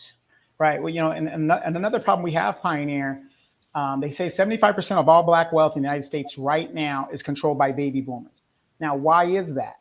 Because they're dying without teaching their children and grandchildren how to pay simple things like property tax, how to pay, certain bills and things of that nature. And people are losing properties based on outright ignorance. And that's a big problem we have in our community. Big Mama's house, you're thinking, oh, hey, she died suddenly, God forbid. You're thinking, hey, everything's good, the house is paid for, right? But the kids don't even know anything about the property tax that needs to be paid. Yes, indeed. And Damon, he says, get your prep on, family, stock of food and have your power tools on the ready. Yes, indeed. That is excellent advice. Yeah, and Damon, also, what's the number one thing people are going to need outside of what you just mentioned? You can get it on Amazon, and you need to be ordering it off eBay, Amazon, whatever you need to do. A Solar generator. chargers for your lights and if there's a electronic pulse for your phones. But if your lights are out, you got solar lights you can charge and all that other good stuff. So there might not be no gas generator, so at least you'll have some solar type stuff to do that. So if you guys are smart, jump on that now early. Robin says, I eat a lot of protein too. I eat salmon and turkey. Fruits and vegetables are high. Yes, $100 don't get me through the week. It's expensive trying to eat healthy. Yep. And so, yeah, trust me, I get it. It is expensive to eat healthy. If we was to go get top ramen and all that kind of stuff, we could eat for days, but we would not live for days, right? Our time on this earth would be short. But I just know for myself being a vegan, going fruits and vegetables and beans and rice, it tends to be a little bit cheaper and it's healthy if you know what to do with it. But that stuff is getting high too. In fact, I was at Sprouts the other day and I saw cotton candy grapes almost $4 a pound, and they were literally rotting because people are not going to buy cotton candy flavored grapes opposed to something else that they need. And instead of just marking it down and putting it at a reasonable price, they would let it rot. But I would also say this: the owners of Arizona iced tea, their tea is 99 cents. They did not raise their price, even though I guess inflation kind of would have low key justified it. And they are $4 billion richer because they did not do that. And so when people are trying to make their money go farther, they're going to go buy things that don't cost as much. And so that was just a good strategic planning on their behalf. Right. And then here in the DR, they had a Fresh and Fit store, or whatever it is here. Yeah, it's like a Whole Foods is what it was. Stuff was kind of expensive, but you're going to eat better. And Easy says, D, I think it's time for us to side with people who side with us, forget loyalty and allegiance. I totally agree with you, totally. But the question is, who is that? And Pioneer says, that's a great statement and great advice. Now the question is, who sides with us? See, I should have read that comment. And Robin says, it does happen here, but I'm talking about Russia turning on us too. Oh, yes, we'll be the first to go. Yeah, absolutely. That's why I'm saying United States, I mean, it sounds cute. They want to throw money at it, but eventually they're going to be forced to do something, right? So you make an excellent point. Lamarcus says they need to stop blaming inflation on Putin. Blame Jim Crow, Joe, and begging Zelensky. I mean, yeah, to some degree, I agree with you. Yes. And Thunder says, were you guys there for a riot? And if so, would you recommend we have in case it happens, like food, water? What did you need when this was happening? What could have been made it easier on you during this time? I think you meant to say. So we lived in Riverside, but I remember being at work. Now, Riverside is about 45 minutes or so outside of that area. And I remember being at work, and when we got the word that the riots were taking place, they closed down businesses in surrounding cities, including the one that we lived in as well, because it was unpredictable. They thought maybe that it would spread. And so, yeah, it affected areas surrounding Los Angeles as well. Yeah. Do you remember when they were making that rumor that there was a group of people moving from Fontana toward and the police were telling everybody, stay in your homes, yeah. And, they sort of, you don't want you on the streets and all that other stuff. And during that time, I was in the military, and the base commander restricted us to remain on the base. So we couldn't go anywhere. Hello, Martin. How are you? He says, I'm Georgia Grassroots and would like to talk on your show about the loss headed for Warnock. So, yeah, inbox me. We can talk about it. I don't know if you're for that or against it, but on this show, we tend to think that Ralph Warnock needs to go. He has gone to Washington and has not done what he said he was going to do. I know that it's a short term for him, less than 2 years at this point, but it's very telling that Herschel Walker, who is ahead in the polls, or if not close, that should not be the case, right? And so this is a referendum not just on Ralph Warnock, but on the Democratic Party. We sick of it.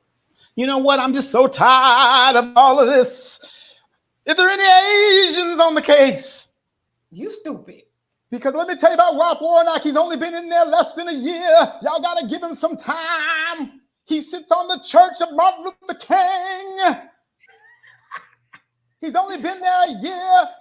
He did the Emmett Till bill. He's on 200 co-sponsoring bills. What do you want the man to do? Sister Sarah, could you please close your legs in the front row, please? What do y'all expect this man to do?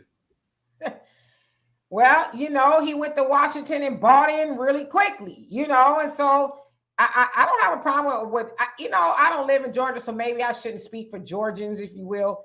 But I mean, I think a Herschel Walker Senate, seat, and Trump coming back is what's going to wake black people up. Joe Biden them told you, if we get rid of Trump, things are going to be better. We can save the soul of America. Happy days are here again. And look, are you happy? Yep, we get rid of Trump and you get Warnock in there and Oslo. Oh my gosh, we'll get rid of qualified immunity. Remember all the black leaders were saying that? We got you. Qualified immunity. We need Georgia. Y'all got to give us Georgia. Gave them Georgia. Remember those $2,000 checks? Pioneer says, like I've been saying over and over again, we need to stop thinking about our community as a whole and focus on groups of intelligent and righteous Afro-Americans and protecting ourselves. I agree with you. And Frank, how you doing? He says, peace, Democrats. Yes, indeed, or mob rule. And Dinah says, I'm thinking about being out to the continent. Just need to put my hustle together out there. So you're talking about leaving America and going somewhere else. Yeah, a lot of people are really thinking about that. And Robin says, I'm not understanding why they're banning cigarettes. Are they hoping that people who smoke cigarettes will switch to weed? I mean, could be the case too, but from what I understand, they're not even the same addiction. Nicotine is what makes the cigarettes addicting. And so unless they're going to put nicotine in weed, I don't know. Yeah, and they have nicotine in the air vapor things and stuff like that. But I really think, Robin, what it is, it's just another wedging point to keep us distracted. Yeah, it's that low-hanging fruit. Oh, we doing something for y'all because y'all know black people do be dying of lung disease, heart disease, and all that. Hook the cigarettes. One thing you're not going to do is make somebody quit smoking cigarettes because you outlaw them. Cigarette addiction is very serious, and sometimes it's worse than the other addictions out there. So you making it illegal is not going to make people stop. Yeah, it's just like CRT. Why do black people even give a damn if they're teaching CRT in school or not? Like Demetra always says, you need to be learning about your history at home. Yeah, I mean, and Thunder says, because I think there might be food riots here when people can't afford to get food. The food pantries are running low on food and folks not getting ready. Demetra Candine, you've been through that riot madness. Yeah, well, again, here's what I don't understand. You got all these black homeowners, and I will go to people's houses. They don't have one fruit tree in their backyard or somewhere around the house. How are you a homeowner and you don't have some kind of staple tree in case things like this does go down? That's why you should have something like that. Yeah, you should, but we want to admonish people for not having fruit trees, because one thing I do know is I had this conversation with this lady a long time ago. She's like, well, I got a security system. I'm like, ma'am, do you think a security system is going to keep hungry people out your house?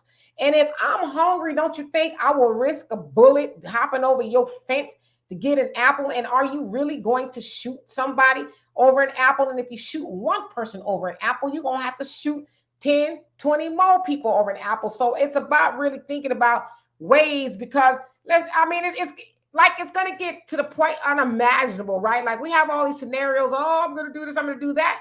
But one thing you're not gonna do is stop. You might stop one hungry person, but how are you gonna stop a legion of hungry people if they know you got it? So I'm just saying those are things to think about as well. Not knocking a fruit tree though, so don't get me wrong.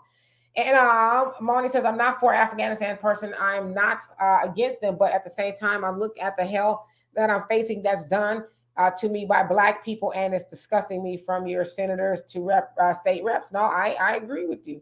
And Ali says, oh, so he's saying, what's up to Frank? And Moni says, Dimitri, how I feel now, none of these low life bombs, bombs, I think he meant, deserves my vote ever again because you have not brought about tangibles, and these are even black people sellouts of all of them standards. Okay. And Pioneer says, well, when they say only 6% of the population of Los Angeles is black, but if they include incarcerated black folks in that count, the percentage would be much higher. No, I mean, I totally agree with you. And let's see here. And Damien says, Harbor Freights. And a Pioneer says, Brother Donovan, I think the baby boomers have so much wealth because most of them have retired from good factories and government jobs that were unionized and had good benefits and pension programs. Yes, and Pioneer, since we're all, supposedly Democrats, and I'm a recovering Democrat, what has the Democrat Party done to bolster union jobs and placement? They don't do anything. They let the Republicans bust up union stuff, and the wages remain stagnant. The wages have been remaining stagnant for 40 years since Reagan came into office. And people keep telling me the Democrats are the party of the people. Where? Please, somebody show me where. Exactly. Donovan says, y'all still voting Democrats? Oh, it's Trump's fault. We have inflation. Wake up. Exactly. You hear that a lot too. And Thunder says, yes, get solar generators and panels, or if you don't have much money, get a cell phone charger, battery pack, and a portable radio or shortwave radio. Yep, and get you some batteries. Absolutely. Take it back old school, right? Because the thing is now we're all on the grid per se, where we're hooked up to the internet, Wi-Fi, and all of that. But what happens when all this stuff goes down? What will you do? So you make an excellent point. Baruch says, have faith in Yahweh, Bahasham Yahawashi. And I know I jacked that up, but yeah, I'm with it. And Jerome, how you doing? He says, black person pioneer says a lot of young people from this generation can't even pass the damn drug test to get the good jobs their grandparents had. Too much of that fake weed in their system. I want to ask though, did our grandparents have to submit to drug tests back then? No. I remember LSD, and what was the other one? PCP. All of that. I knew people that were going to work. They were on PCP, and you're just kind of like, wow, he's going in that state and he still has a job. Yikes. Yes, indeed. And I mean, a lot of those jobs that our ancestors had, I mean, shit, they ain't there no more, And Moni says that the price is steady going up. I must say I'm disappointed, but by that, but I'm not surprised, Dimitri. Dimitri, at the end of the day, we have to be concerned about our own communities. What affects us always, you better believe it. And Beverly, how you doing? He says, laugh out loud. And Robin says, Donovan is crazy, very Manola. Y'all all laughing at Donovan's impersonation. I told y'all he missed his calling. Pioneer says, laugh out loud, Donovan, you should have been a Baptist preacher, right? And Moni says you can buy menthol cigarettes even in the white neighborhoods. It's not limited to just black people. Some of this stuff is just on some BS, and they know it, so they just want to keep you confused. You're very right. Biden sexuals, that's exactly what they are. And Moni says you have to buy fresh eggs here, still at $2.89, where the normally would be $1.50. The highest is maybe $6 because you have a lot of farmers that have fresh eggs, Dimitri and Donovan. Wow. And let me just get to some of these other comments, Moni, because you I don't know if you're on your microphone, but you're going. Manolo. And if I didn't already, hello, how are you? He says 100. And Damon says, he says, yeah, I think he made Clyburn gets the job done. And let's see here. Dennis, how you doing? He says, hi, Dimitri. And Donovan, the Pioneer, says, now that's one of the good things I liked about California. I saw most people had nice fruit trees in their yards, pears, oranges, and other fruits growing right outside their doors, even in the ghetto. Yes, indeed. There are a lot of fruit trees in California because the weather is good. Easy says, D, the new form of sterilization is marketing marijuana with high THC levels, which will directly affect young people from reproducing and making them unemployable, and mentally unstable equals prison. Yeah, and Dr. Wesley Muhammad talks about that all the time, the effects that weed will have and does have on Black people, specifically Black males, young and old, and that it tends to effeminize them. So check out his stuff. And complexion blackness, how you doing? He says at Pioneer. That's true. My grandparents had fruit trees. So many Black folks in Los Angeles have fruit trees. Yes, indeed. And Kubler says, serious question. How you doing? By the way, he says, are you Blacks of advocating for not voting in elections? Are you all content operating under taxation without representation? So we're not saying not voting in elections. We're saying hold, well, to some degree, I want to clarify that, hold the vote until we as Black people get something for it. We have currently been voting for everybody else but ourselves. And when I say voting for everybody else but ourselves, I mean that we are putting people in office who advocate for everybody else. The Congressional Black Caucus, on their website about, what they do, they say they advocate for African Americans and other marginalized people. NAACP has the same mantra, but we know that the NAACP was founded by white Jewish people, so it's not a surprise there. And so when we say hold the vote, we mean hold the vote until we get something for it, right? Like we keep telling this lie that our ancestors died for our right to vote. They did not. That is a lie. They died for us to get something for the vote. They didn't say, well, we're going to die. And as Dr. Claude Anderson said, they were murdered. So stop saying like they just laid down their life like, oh.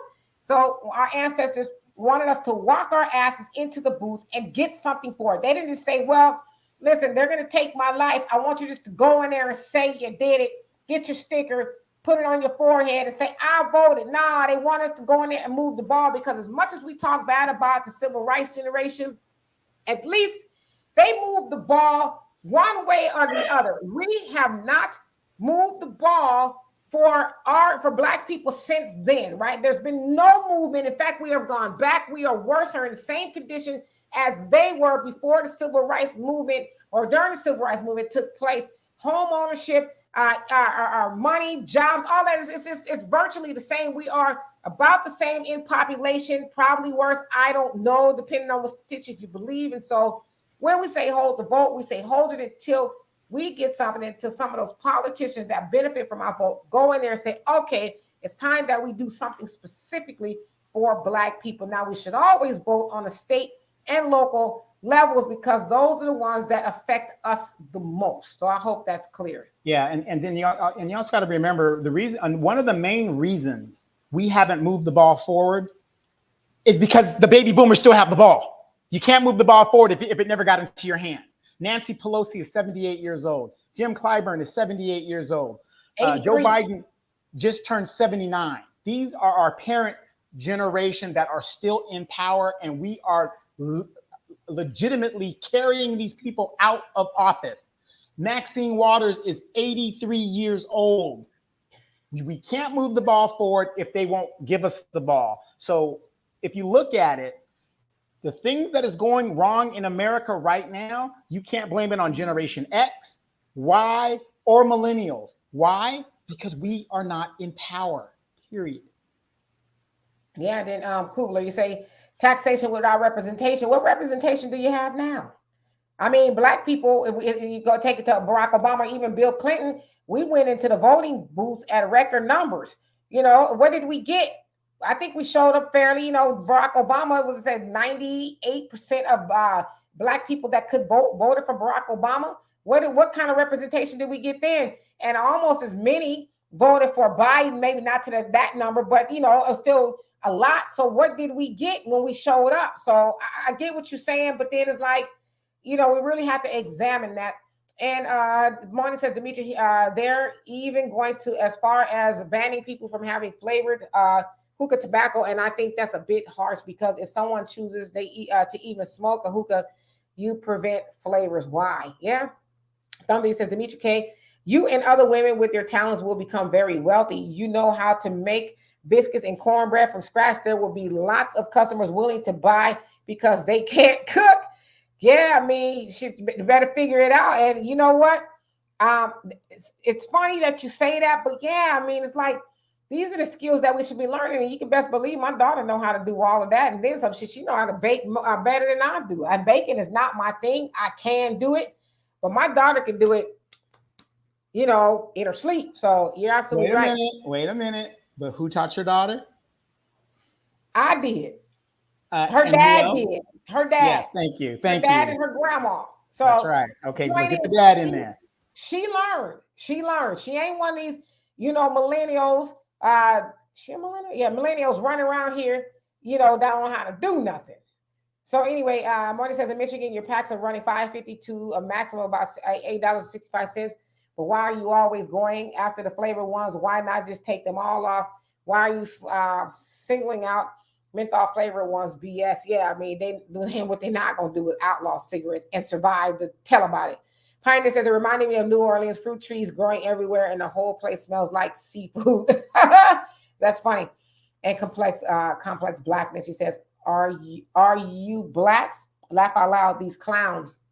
And so what does that mean exactly? And Easy says D or Y is money dominating comment section. Damn, she typed fast as AF. Yeah, I know. That's why I'm like, let me just go ahead and just kind of read some of them because she can type, but we love her.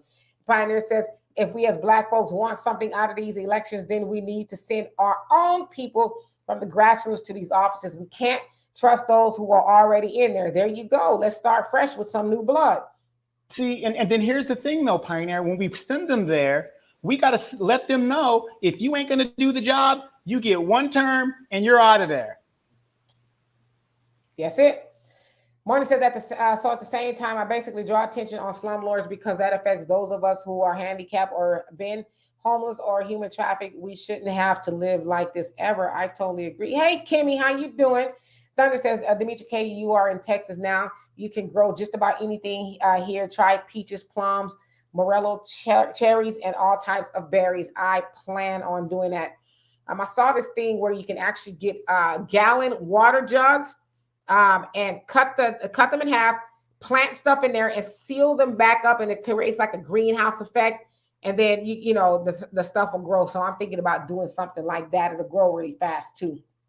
And Kubler, you say purpose. The black community hold their vote. What happens next? Negotiating or become expatriate. Say the word for me, Donna. Expatriate. Ex, Expatriate. I knew it was something like that, but I know what you're talking about. Tongue twister. Um, I just asked the question, what are we getting now? We acting like if we sit out the vote that we're going to be abstaining from getting something. What is it doing for us now? Like we are a laughing stock. Yeah, You I guys mean, realize they're already fooling us. I mean, it's the same playbook. Oh, we'll vote for them this time, and then next time they got us. They've already shown us when we do that, we get nothing. We get nothing. yeah, we're a laughing stock, and so currently we are voting for everybody else to get stuff. And so I think and I'm not saying this for you specifically, but I think we need to stop giving that talking point. Oh, if we sit out, then we ain't gonna get nothing. We ain't getting nothing now. I think it's really meant to send the message to those who benefit from our votes that you benefited long enough. You've been eating greedy, and we have not been getting anything for it. And so that's really what it's for. And Michelle, how you doing? It says Dimitri speaking facts. Thank you, and welcome. And Moni says, I say this, Dimitri, you make a lot of good points. I know for a fact when attention is drawn onto a matter like mine and so many others, this is when you see real change, eyes being watching. Yes, indeed. Brother Jonell says we're under chemical warfare, under every form, via drugs, food, water, etc. We got to be mindful of our diets and truly understand chemistry, especially sexually. Yep, they're putting so much stuff in our foods and even fruits and vegetables, right? We think, oh, fruits and vegetables are safe. Shit. You got to be very careful. So we should try to control our food source as much as we can. Well, they have a place in Atlanta where they send like the organic seeds and stuff. These people are so money hungry and greedy that we will export seeds to like these countries that need it, like for rice and stuff, and it only germinates one time because it's been modified genetically. So it's like, you're damned if you do, you're damned if you don't. Yep. Pioneer says we can't wait on or count on the crooked politicians who are already there. We need to send our own people to Congress and to City Hall with our own agenda for them to carry it out. I totally agree with you. But when we have your Tamara Sheely Johnsons and what's the other Marcelo, what's his name? I think his name is Marcelo Wiley. Something like that. I forgive me. People like that who are trying to get in offices or trying to get our attentions, we need to listen to them and stop going with the name, type of thing, right? And Damon, so you're talking to Kimmy.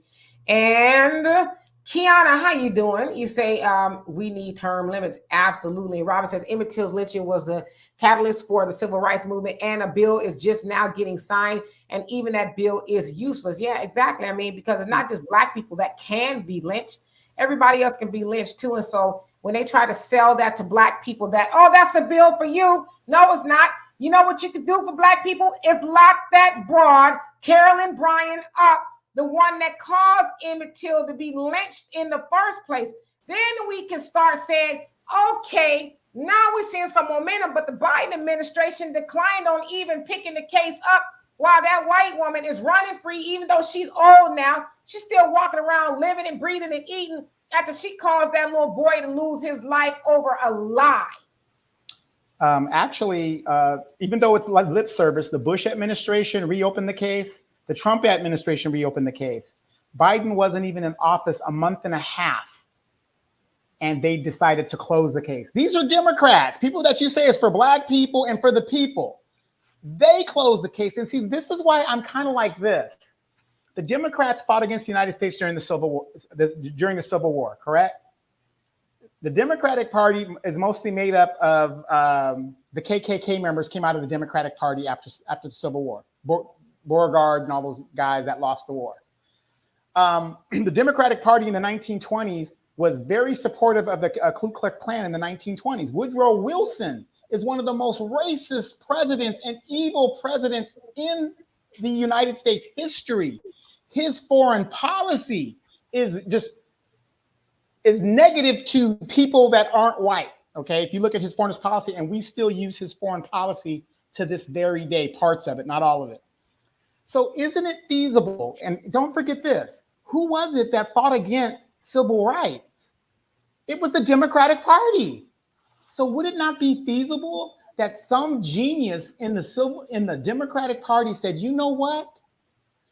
We're going to lose this issue on a moral plane, but you know what? We need these Negroes to vote and do all these things that we need to do. And all we got to do is keep telling them what they want to hear. The Moynihan plan kind of gave a blueprint of how you keep black people voting. It just doesn't make sense to me. It's almost like Stockholm syndrome, where you got these people, and even though you're using and abusing them, they love you, and they don't know why. And it's black people in general. It's crazy. I'm sweating, you guys, so forgive me. This too shall pass. I keep hearing a lot of people cite the Moynihan Report. Yeah, it said some things, but it was flawed and really rooted in racism. And I think we should really just get to know what that was about. It highlighted the ills in the black family, but it didn't go deep enough and talk about how the hell the black family got like that. It wanted to talk about the black woman and, you know, welfare and the black man, but it's like, tell the whole damn story. If you want to do a report, tell the whole story. And I hear a lot of Negroes, especially that in the manosphere, will bring up that report to try to demonize black women. But if you know that report was missing a lot of key factors, it pointed the finger at the black woman. It tried to talk about, you know, some systemic and institutional racism, but it didn't do a deep dive analysis the way it should have. And if it did, then that report would have pointed the goddamn finger at white supremacy instead of trying to make it a referendum on the black family.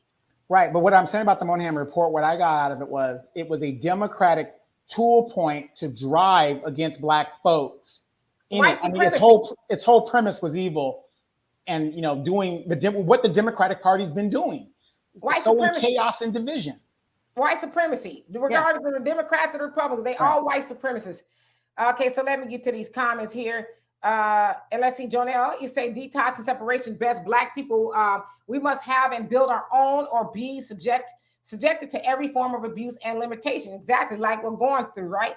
And the Pioneer says, I know you don't like Maxine Waters, but where are qualified young black politicians who can take her place and do better? These young fools, these young fools won't move the ball forward. They'll give the ball away. Well, actually, Pioneer, she has been challenged by a lot of talented young black men. As a matter of fact, I think what not the last election, the election before that, there was a black Republican, ex-military guy that ran against her.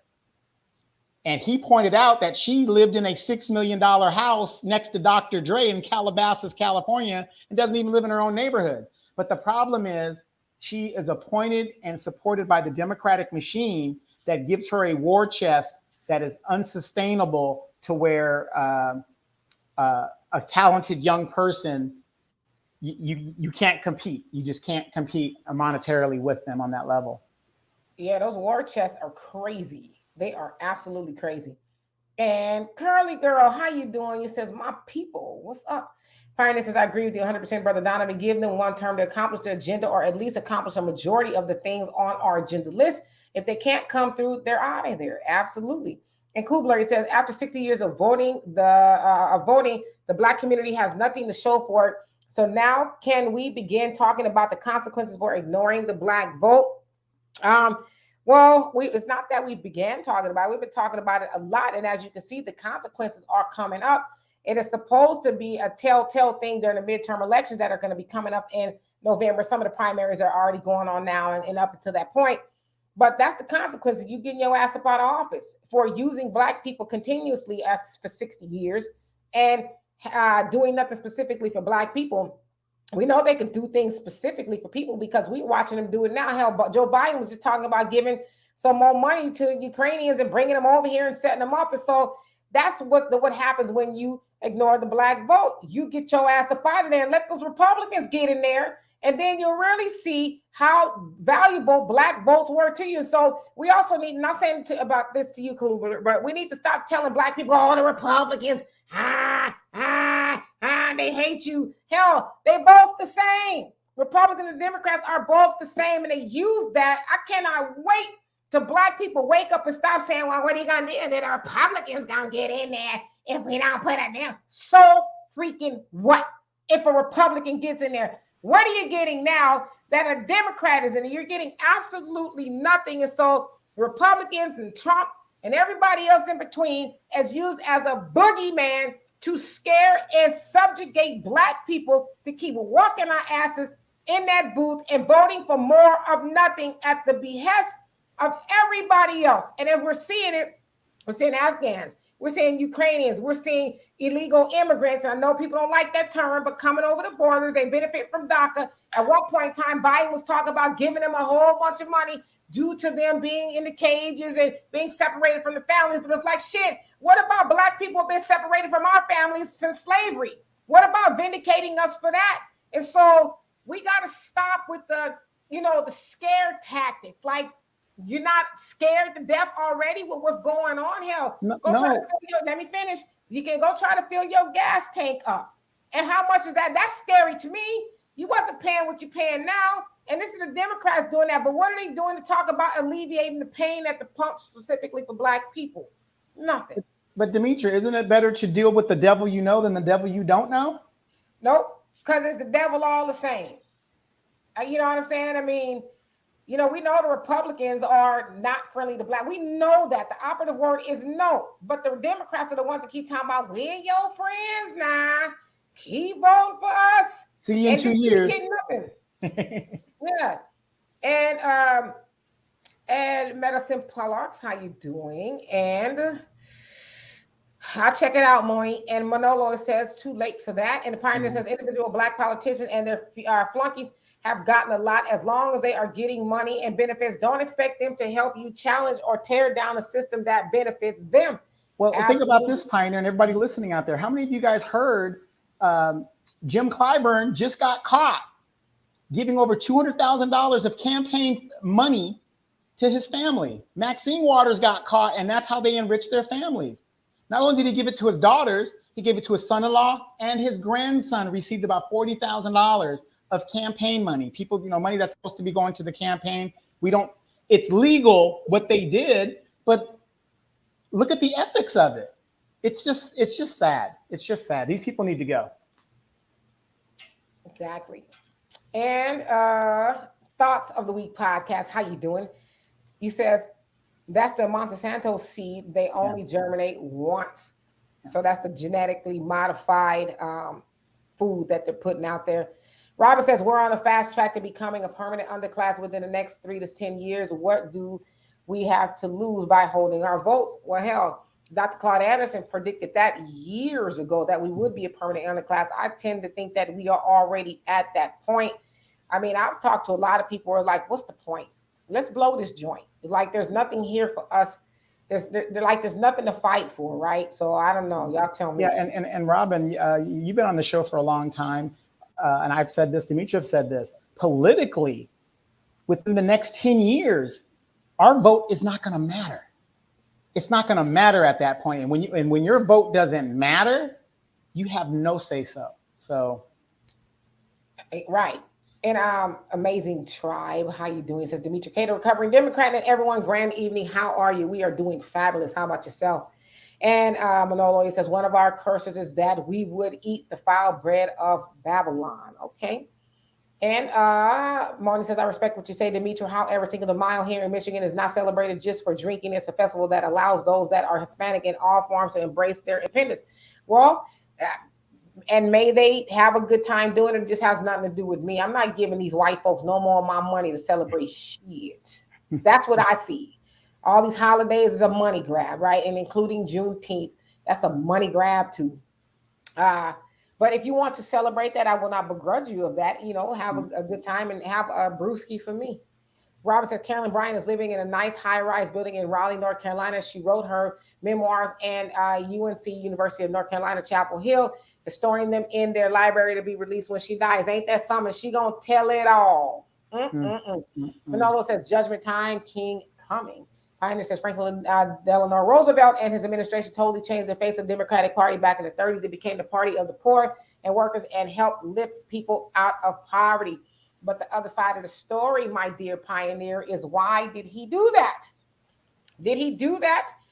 Now, and you say poor people. So when I hear poor people, I hear two kinds of poor people. I hear black people or poor people and white poor people. So originally, yeah, that was done to help poor people, white people, but it was not done to help black people until his wife was like, listen, you need to bring black people into the fold. At one point in time, Franklin Delano Roosevelt did not even want to take pictures or have photo ops, invite black people, anything like that to the White House until he was told, hey, you know, this is a good way to garner the black vote. And then that's when the Democrats started to see momentum with black people up until that time. And the black media.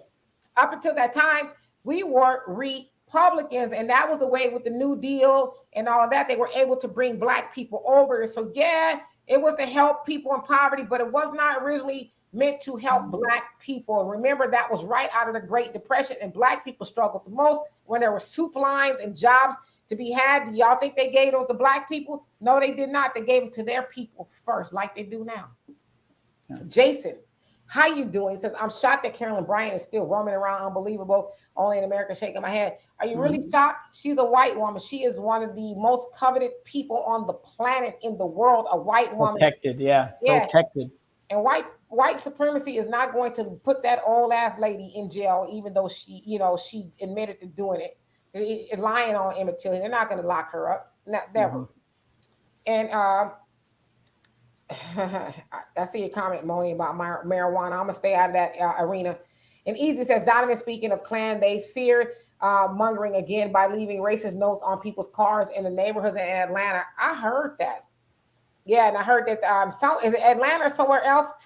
They're threatening businesses, black businesses out there as well as in Atlanta. And correct me if I'm wrong. And Complex Blackness, he says, I had a sister, quote unquote, who brought up the Moynihan Report in her attempt to down black men. There you go. We should let's do our research before. And I'm saying this about you, Donovan. I'm just saying general, because I hear a lot of people quote that report as like, because I read it years and years ago, right? And so when I started to hear resurfacing conversations in black circles, I'm like, so we just not gonna get the whole story, huh? Okay. Because again, that's white supremacy writing the narrative. And again, the guy that wrote that report went on to be a very powerful senator. Yes, indeed. Yes, indeed. And Marty says $100 you have to spend about a good $260 to be fooled. I think it fueled up that carry you a month and a half when you do the vegetables. I've been doing the vegetables and lean cuisine dinners, lots of frozen veggies.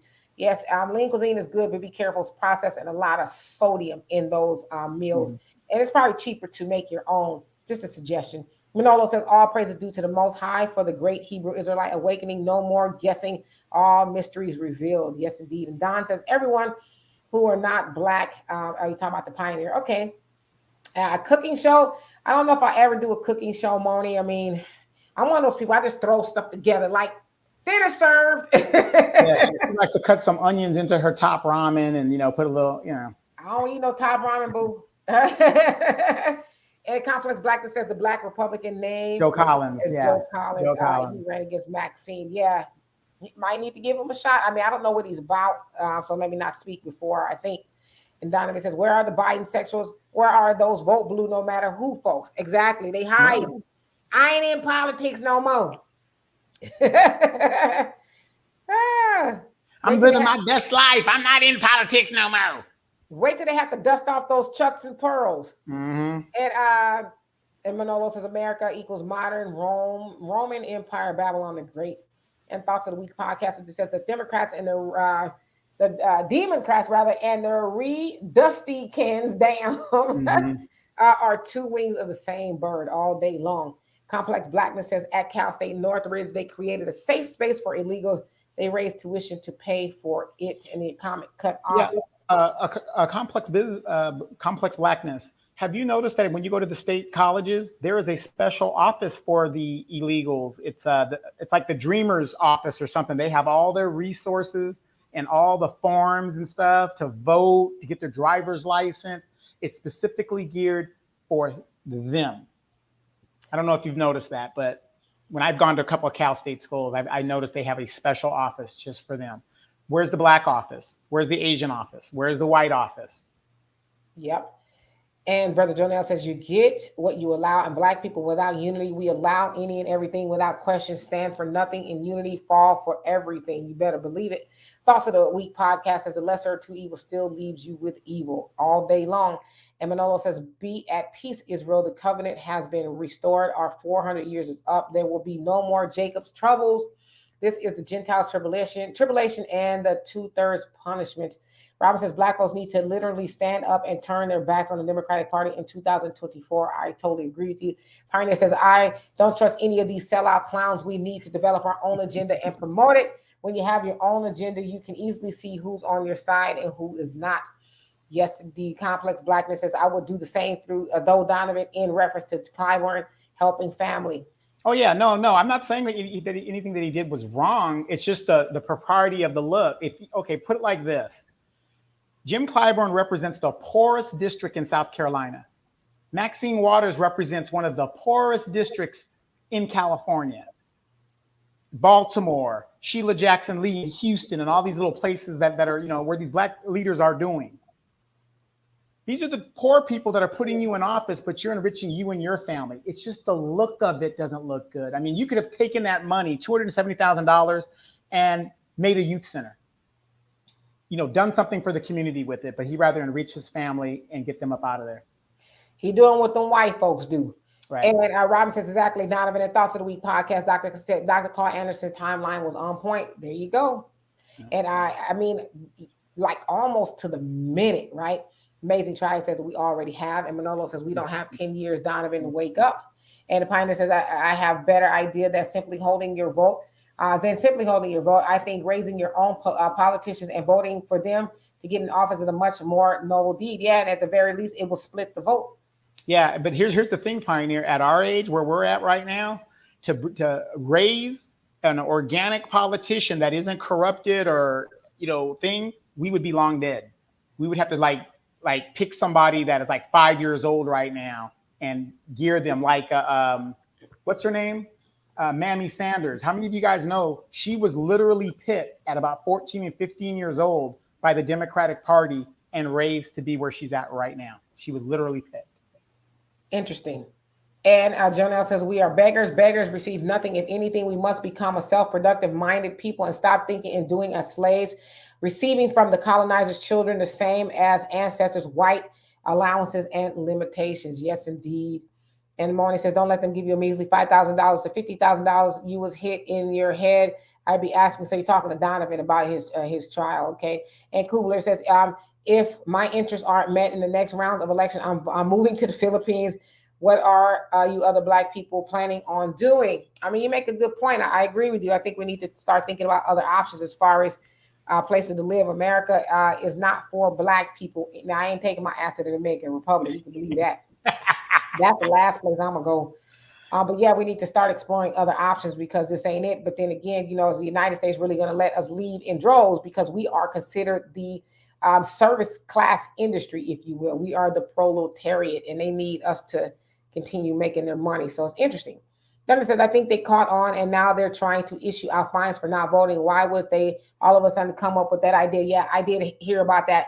They want to, make you vote. It's like, okay, I'll vote, but guess who I'm gonna vote for? The other party. So if you really want to force my hand, do it. Do it. And Robin says Carolyn Bryant is well protected by white supremacy. She's living in good for somebody that ain't worked nowhere since her and her first husband got ran out of Mississippi. Yeah, they taking care of her. Knowing that she caused what she caused, right? And still sends a ripple effect throughout, the Black community. Wait a minute, though. Kamala Harris is in office. She's going to make a difference. We just got this Jackson girl on the Supreme Court. We got all these congressional Black talkers that are mostly women in there. So what's the problem? Everything's taking care of itself. We got all these Black girl magic. Come on. It's a lie. Pioneer he says for decades and decades, the Honorable Elijah Muhammad has told us to do for self, grow and fix our own food, buy up our own land, build our own house, and we can't say we weren't warned. Yeah, and that's what I hate to hear people say. We don't have a Black agenda. It's like, well, the Honorable Elijah Muhammad has one. It's in the back of the final call. Talks about what the Muslim wants, and it's in a message to the Black man in America. So it's like if Marcus Garvey had one. So it's like to keep saying that we don't have a Black agenda is really operating out of ignorance at this point. So you make an excellent point. Complex Blackness, he says, yes, dreamers, but nothing for us. Yep. And a pioneer, I love and appreciate you so much. Thank you for the donation. He says, thank you, Queen, for providing a safe space for intelligent Black discussion. It is my pleasure. Thank you so much. And Complex Blackness says, I remember going to Baltimore in 2019, and man, so many of our people were doing bad. No shoot zones, and many looked like they had no hope. Now let me ask you this, Complex Blackness. Elijah Cummings was the representative in that area. Before him, it was what's his name? Mufase Kume, whatever his name is. Something like that. Yeah. All this Black representation, and yet, like you said, you went down there and it looked like you were in Beirut or something. I mean, just bombed out. And I flew into Baltimore to go to my son's graduation at Hampton University. Thank God I had what's that Steve McQueen car? Charger?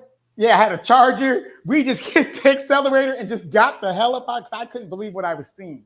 It was unbelievable. So, yeah, but again, and that's another question. Why is it that when you see Black neighborhoods, you know who the representative is? You know what color the representative is. Yeah, and then when Trump called was it Elijah Cummings to the carpet, people lost their stuff. Oh, it's racist. It's like, but was he lying though? I mean, it was just crazy to me. And Manola says Genesis 15:14 and also that nation whom they serve will I judge, and afterwards they shall come out with great substance, reparations, land, and wealth. I really hope so. And Robo Man, how you doing? Thank you so much for the donation. We love and appreciate you for that. He says, you run, Donovan, make that change that is needed. I did. And let me tell you, the Democratic Party saw me. They said, no, thank you whatsoever. In my neighborhood, I'm not allowed at Black churches. I'm not allowed at any NAACP functions, thanks to Dimitri and that damn bus ride. I mean, in the Black community and the old Black civil rights era folks, I am a pariah here. They think that I am just like the devil because I'm calling them all out. Yeah, Donovan ran twice, but they ain't having it. And Kara, how you doing? And Kubler says, Donovan, let's zoom to Thailand. All right, y'all go ahead, go off. And Lady Jackie, how you doing? And let's see here. Carrie says, I don't think we should be running for office. It doesn't make a difference. Activism is key. We need to educate our people and ensure our safety. Our population is going down. We must protect ourselves. Absolutely. And then you Well, think, can I just ask her this, sure. Kira? Like I said, I agree with some of the things that you're saying there, but look at some of our activism, our Black Lives Matter activism. Look what happened to that. I mean, we could go on and on to all these different groups that where the activism started off great, and then they got bought off great. So Yeah, and just awareness. Really, New Black Media is doing that.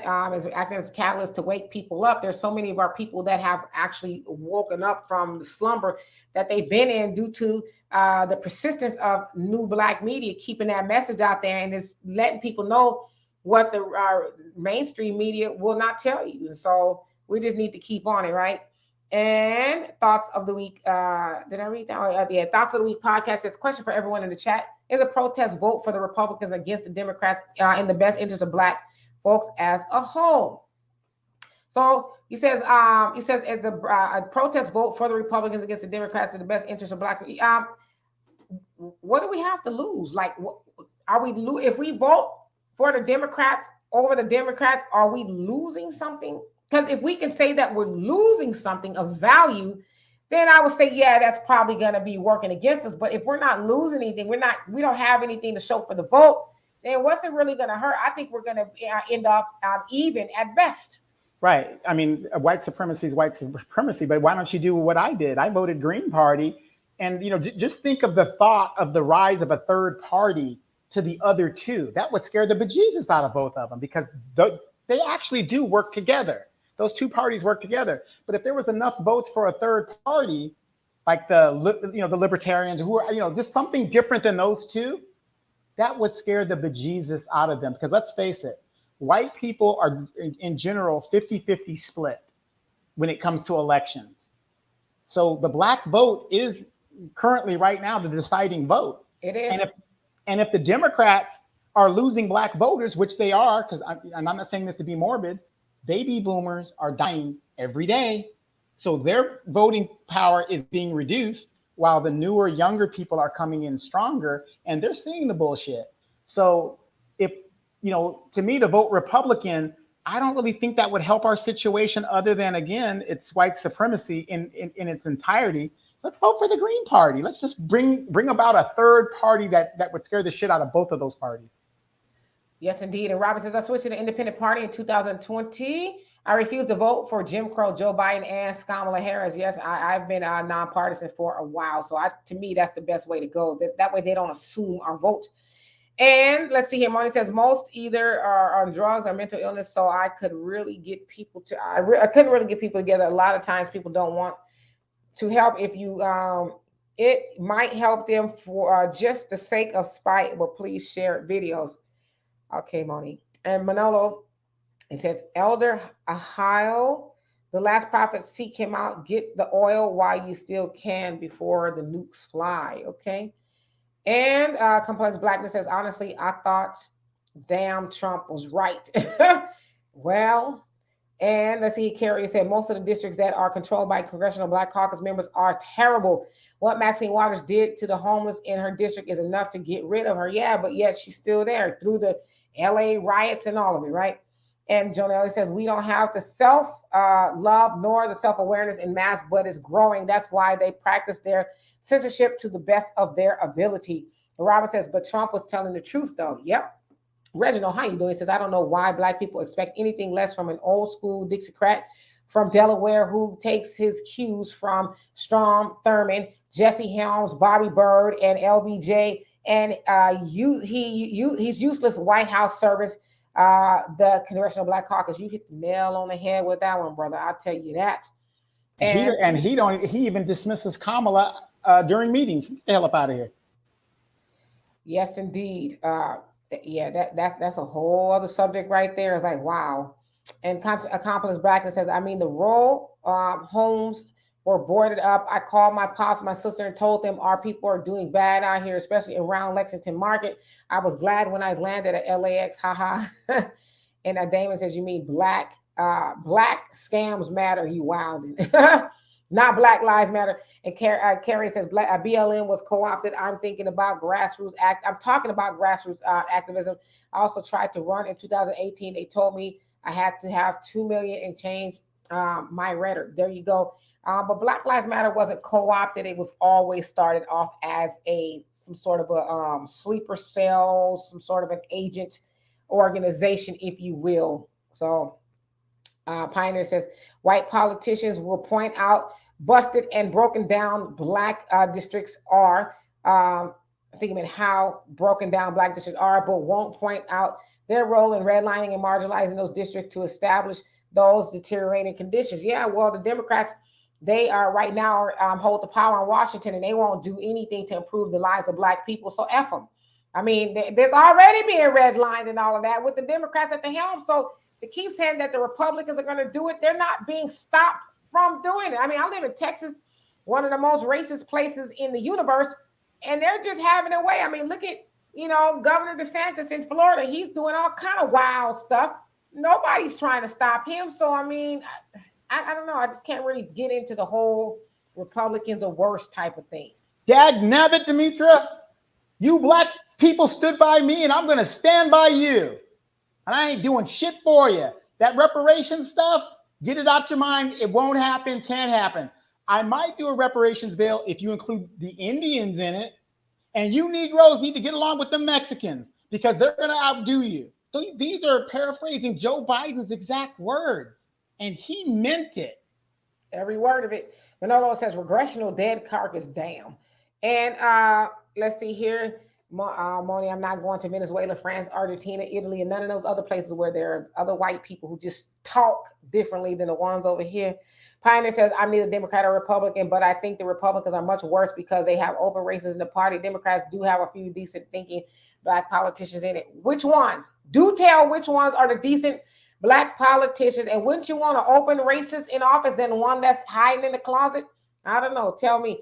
And David says, don't sleep on the People's Party independents here in Southern California. Yes, indeed. And Thunder says, if they force us to go to the polls and vote, the way you protest is to cast a blank ballot. The way to protest is to cast a blank ballot. Yes, indeed. Pioneer says, there's no way in hell it would be intelligent to support open races. People claim they'd rather have an open racist than a closeted one until they get one who advocates open violence. I mean, they're all the same to me. Kara said, I voted Green in 2020, but also the Green Party is too closely entangled with the Democrats. They literally sued to have the Green Party taken off of states with slim margins and won. Yeah, but here's the thing why they did that, Kara, because it took votes away that would have gone to them. That's the whole thing.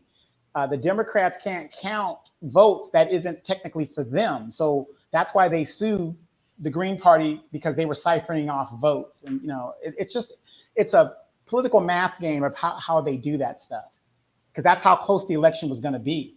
Yeah. Let's see here. Manolo says, stop voting. And the Pioneer says, people forget that when Trump was in office, and even before he was in office, he was advocating and promoting people at his rallies, beat up black folks in the crowd. He promoted racist vigilantism. I mean, yeah, to some degree he did do that, but I mean, damn. I mean, they all think that Trump getting into office was the first time black people were beaten up at rallies. How about the KKK rallies that happened during Jim Crow? Y'all think Trump had anything to do with that? I mean, so when we keep trying to make Trump the boogeyman of racism, Trump did not start that, and he will not. Him being out of office will not end that. But I mean, y'all not mad at Joe Biden for y'all mad at Trump for the things that he has said, but y'all not mad at Biden for the things that he has done to black people. Right. And and let's be fair. Trump met with Kanye. He met with the black pastors. He met with, anybody that wanted to meet with him. He got that one ASAP Rocky out of jail. Brittany Griner still sitting in jail in Russia or wherever she's at, going over there. So, I mean, you got to be fair about it. I mean, he was willing to meet with Ice Cube on his agenda. Didn't Joe Biden say this? I'll meet with you after the election. It's been almost 2 years. The guy is a straight out liar. And, it kills me how people defend. I'm not saying Pioneer does that or anybody like that. It just kills me how people defend this man when we could pull up record after record stuff coming out of his mouth. You ain't voting for me. You ain't black. The hubris in even saying that. Yep. And there's black people who defended it. And Lady Jackie says, I'm a baby boomer and I have been non partisan independent since Ross Perot. Amen. Oh, Amen. Pioneer says, as soon as some of these racist devils take their foot off their necks just a little bit, some of our foolish people have such a short memory they forget the hell they caught just a few days ago. And let's see here. And compute to blue. I hope I said that right. How you doing? He says, I've been calling out the Democratic Party, KKK Party, for the last few years. Everybody in my family was looking at me like I was speaking blasphemy. Now they all got the stank face. My family too. That's a sore subject in my family. I'll tell Mhm. you that much. But Mhm. yeah, But keep talking because, like I said, I kept talking. I kept talking. I got family members that can't even defend the bullshit no more. They're just like, well, and I've had family members that have even changed parties. Kara, you say laugh my ass off. Donovan is hilarious. Yes, he is. And Robin says, when Biden said, I'll have your backs too, he was talking about cracking, you stupid, cracking that whip across our backs. At least that's how I took it. Arson says, hey guys, and how you doing, by the way? He says, I hope you're good, Demetra, beautiful. Oh, thank you. As usual, I was super late. I'll check the replay for the LA story. I need to say, Donovan, you should write a book. You explain politics very clearly. Yes, indeed, he should. Pioneer says, I used to say I'd rather have a racist let me know to my face where he stands, but after experience, I'd much rather deal with a racist who is forced to keep his views to himself. He's keeping his views to himself, but what about his policies? What about the things that he's doing behind the scenes that hurt you, out in the open? I mean, so I think we need to really examine that. What do you think? And Kubler says, what black interest is the black community hoping to get filled in the next election? Special federal tax code designation, marriage incentives, special home finance loan, free vocational school. We want a check and we can Yeah. decide what we do with that check. How many of you guys are aware that the Biden administration is giving reparations to LGBTQ that were denied marriage rights previously? So the people that couldn't get like death benefits and stuff from their loved ones and stuff, they get reparations, even though they weren't legally married at the time. But he decided to sign off and give them uh, privilege to go ahead and get those benefits and right the wrong or whatever it was. But black people can't get reparations. I mean, everything that this man is doing, uh, you can say black people also went through as well. That's the same justification black people are talking about. Well, if you're going to do it for them, we can say the same thing. So where's our money? Yes, indeed. Damon, you crazy. Talking about some let's go Brandon. Y'all, you just got to Google that if you don't know what it means. I ain't gonna say it on here. And Morning says, I think it's fair to say we have no friends with neither Republicans, never Democrats. So why give any of them any type of recognition when we know that they're not going to do anything? Let's be clear. And Jonelle says, a black audacity to support the white audacity, just the blind embrace the bias blind instead of exiting to self empowerment. You better believe it. And Facts Not Feelings say USA will be the future Ukraine when blacks leave in droves to the motherland. The corruption, Nazis, and fighting among Euros will doom USA without the backs of blacks to prop the country up. But let me ask you a question, Facts Not Feeling. I know we're getting late. We're kind of behind the eight ball here. Let's say blacks decided to leave. Where in the world will we go where we will be accepted? Look at what's happening to the Haitians. The Haitians are not wanted anywhere, and they have a political and a humanitarian right to file for asylum in any country, as far as I'm concerned. But yet, every time they do, they're sent back. So, as African Americans, where do you think we can go where they're going to accept us? I don't think that place exists. The motherland, but we better hurry up and get there because Right. everybody Yeah. else is over there. Yeah, the Right. motherland. And Complex Blackness, she says the ADOS website has a good agenda. No matter how you feel about the founders, it's a solid agenda. Yeah, I mean, I guess, but again, they're not saying anything that hasn't been said already. I just try not to get involved in all of that because there's a lot of silliness that goes on. I'm not discounting what they're doing. I believe their heart is in the right place, but it's been hijacked by a lot of just infighting and division, and it's really sad, to be honest with you. Pioneer says, this is why I say don't support neither president, neither party. We need to write our own agenda and our own party from the grassroots with our own interest in mind, problem solved. Absolutely. Money says, when I see Al Sharpton come to this young man's funeral and he brought out, he wanted everybody to expose who the officer was. I must say, less than 3 days later, they did expose who that officer was. Well, he was going to be exposed eventually. Kubler says, no checks, no election, and no checks next election equals what action from the black community? Well, we just sit it out. We sit it out. The Democrats have the power right now to do that. And if they were wise, they would do something before the referendum is had on them. But if they don't, then oh well. We're not going to keep rewarding them for not helping us. That's madness. Now, the Facts My Feeling says many places in Africa, and I agree with you with that. But let's just say a good group of us decide to go to Africa. What do you think the Africans would do if they see an influx of African Americans coming into their country? Will we be embraced or would we be rebuffed? I'm not saying it wouldn't happen. I'm just saying you kind of got to like think about that because we're going into another country where we might have more buying power. We might be looked at like the Afghans that we look at the Afghans coming into this country and all these other groups that keep coming into this country, taking our resources. Could that possibly happen to us if we went over there? And will we be fighting with our fellow Africans over there? Yes, indeed. So I'm gonna wind these comments down. The Pioneer says, excellent point, Brother Donovan. If we did decide to leave mass numbers, who would take us in? Most African nations wouldn't take us. We have no choice but to stay and fight. Stop being lazy. Yeah, you know what though? Let me just say this really quick, and then I'm gonna get to the rest of these comments. We keep talking about staying and fighting.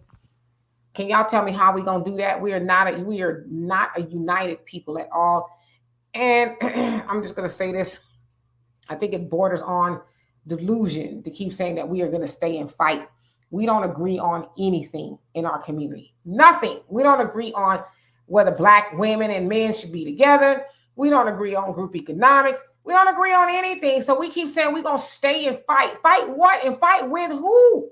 With who? Who are you? So I think we need to really examine it from that point of view. We keep saying stay and fight. Stay and fight with who and for what?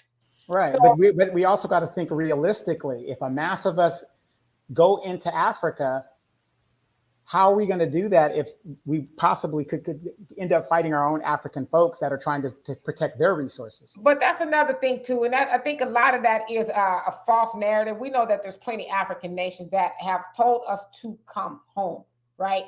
So I think we should be careful when we say, "Oh, Africa don't want us either," because we know that's a lie. And Complex Blacker says new slogan, and you say no check, no elect. I like that. Amazing Try says Shady Pines chopping at the bits to see racist Biden fall down the steps again permanently. Wow. Robin says my ancestors helped build this country. I'm not going nowhere. This is my country. Well, we need to come up with a strategy to try to help fight for it. And Jonelle says, Brother Donovan, we have to leave. We don't have to leave. We have to unify and establish Black unity alters all. And Pioneer says, if you're a fool in Chicago, you're going to be a fool in Nigeria. If you're a fool in Los Angeles, you're going to be a fool in Zimbabwe. We need to get our act together here before going anywhere. Exactly. Kubler says it's a way. It's only a way to find out. That's true.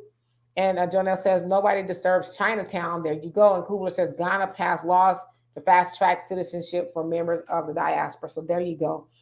Pioneer says, well, even if we decide to migrate other countries, we won't have more buying power for long. Where will we get it from? You left your job behind. So where will our income come from? Well, you know, we start businesses and we pool our money and recycle our dollars. That's where the money comes from, just like it came from in Black Wall Street and everywhere else where Black people had to live together because white supremacy shut them out via Jim Crow. So it's not impossible. And let's see here.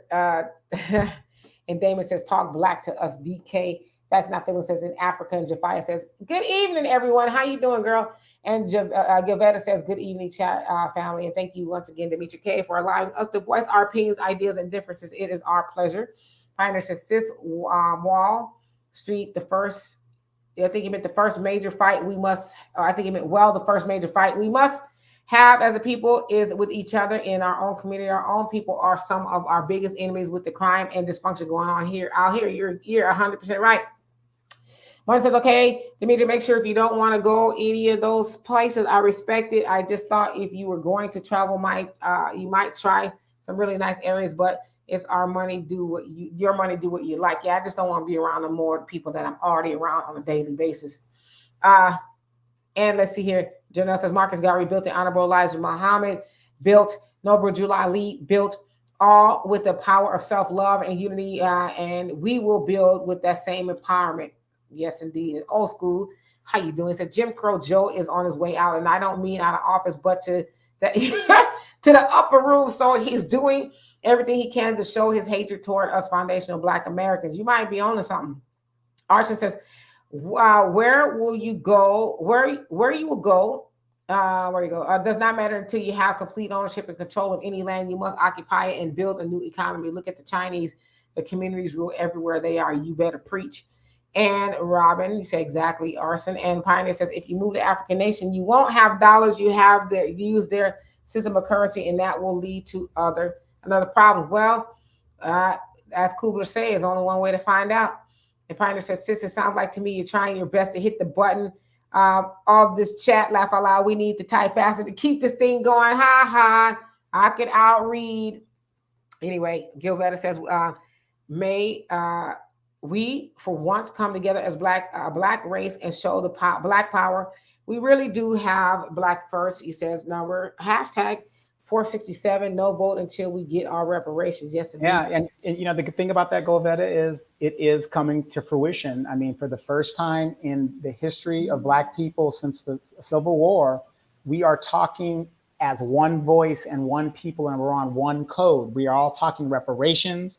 We don't want symbolism. We want tangible. So what you're saying there definitely is coming true.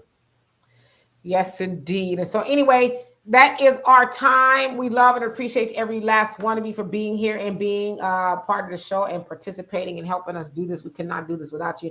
I'd like to say a big giant thank you to Marcus Guyton for everything he does behind the scenes and making the show go further on Facebook. And of course, a big giant thank you to Donovan, a recovering Democrat. He will be coming back to the States. I'm not coming back. Don't come looking for me. Or not. Very soon. Thank you so much, Donovan, for everything that you do. Again, we have a Cash App, Venmo, PayPal, Super Chat, and become a member if you would like to do that. But at the very least, please hit the like button so that others can know that we exist. And if you haven't already, please subscribe. We will not going to do a podcast on Tuesday because Donovan has other things, but I will be producing videos more and more to help get the word out about different things. And so we will see y'all later. Peace on to everybody. See everybody saying peace and bye and everything like that. So we'll see you guys next week. Be safe, stay cool, and be Black always. Peace.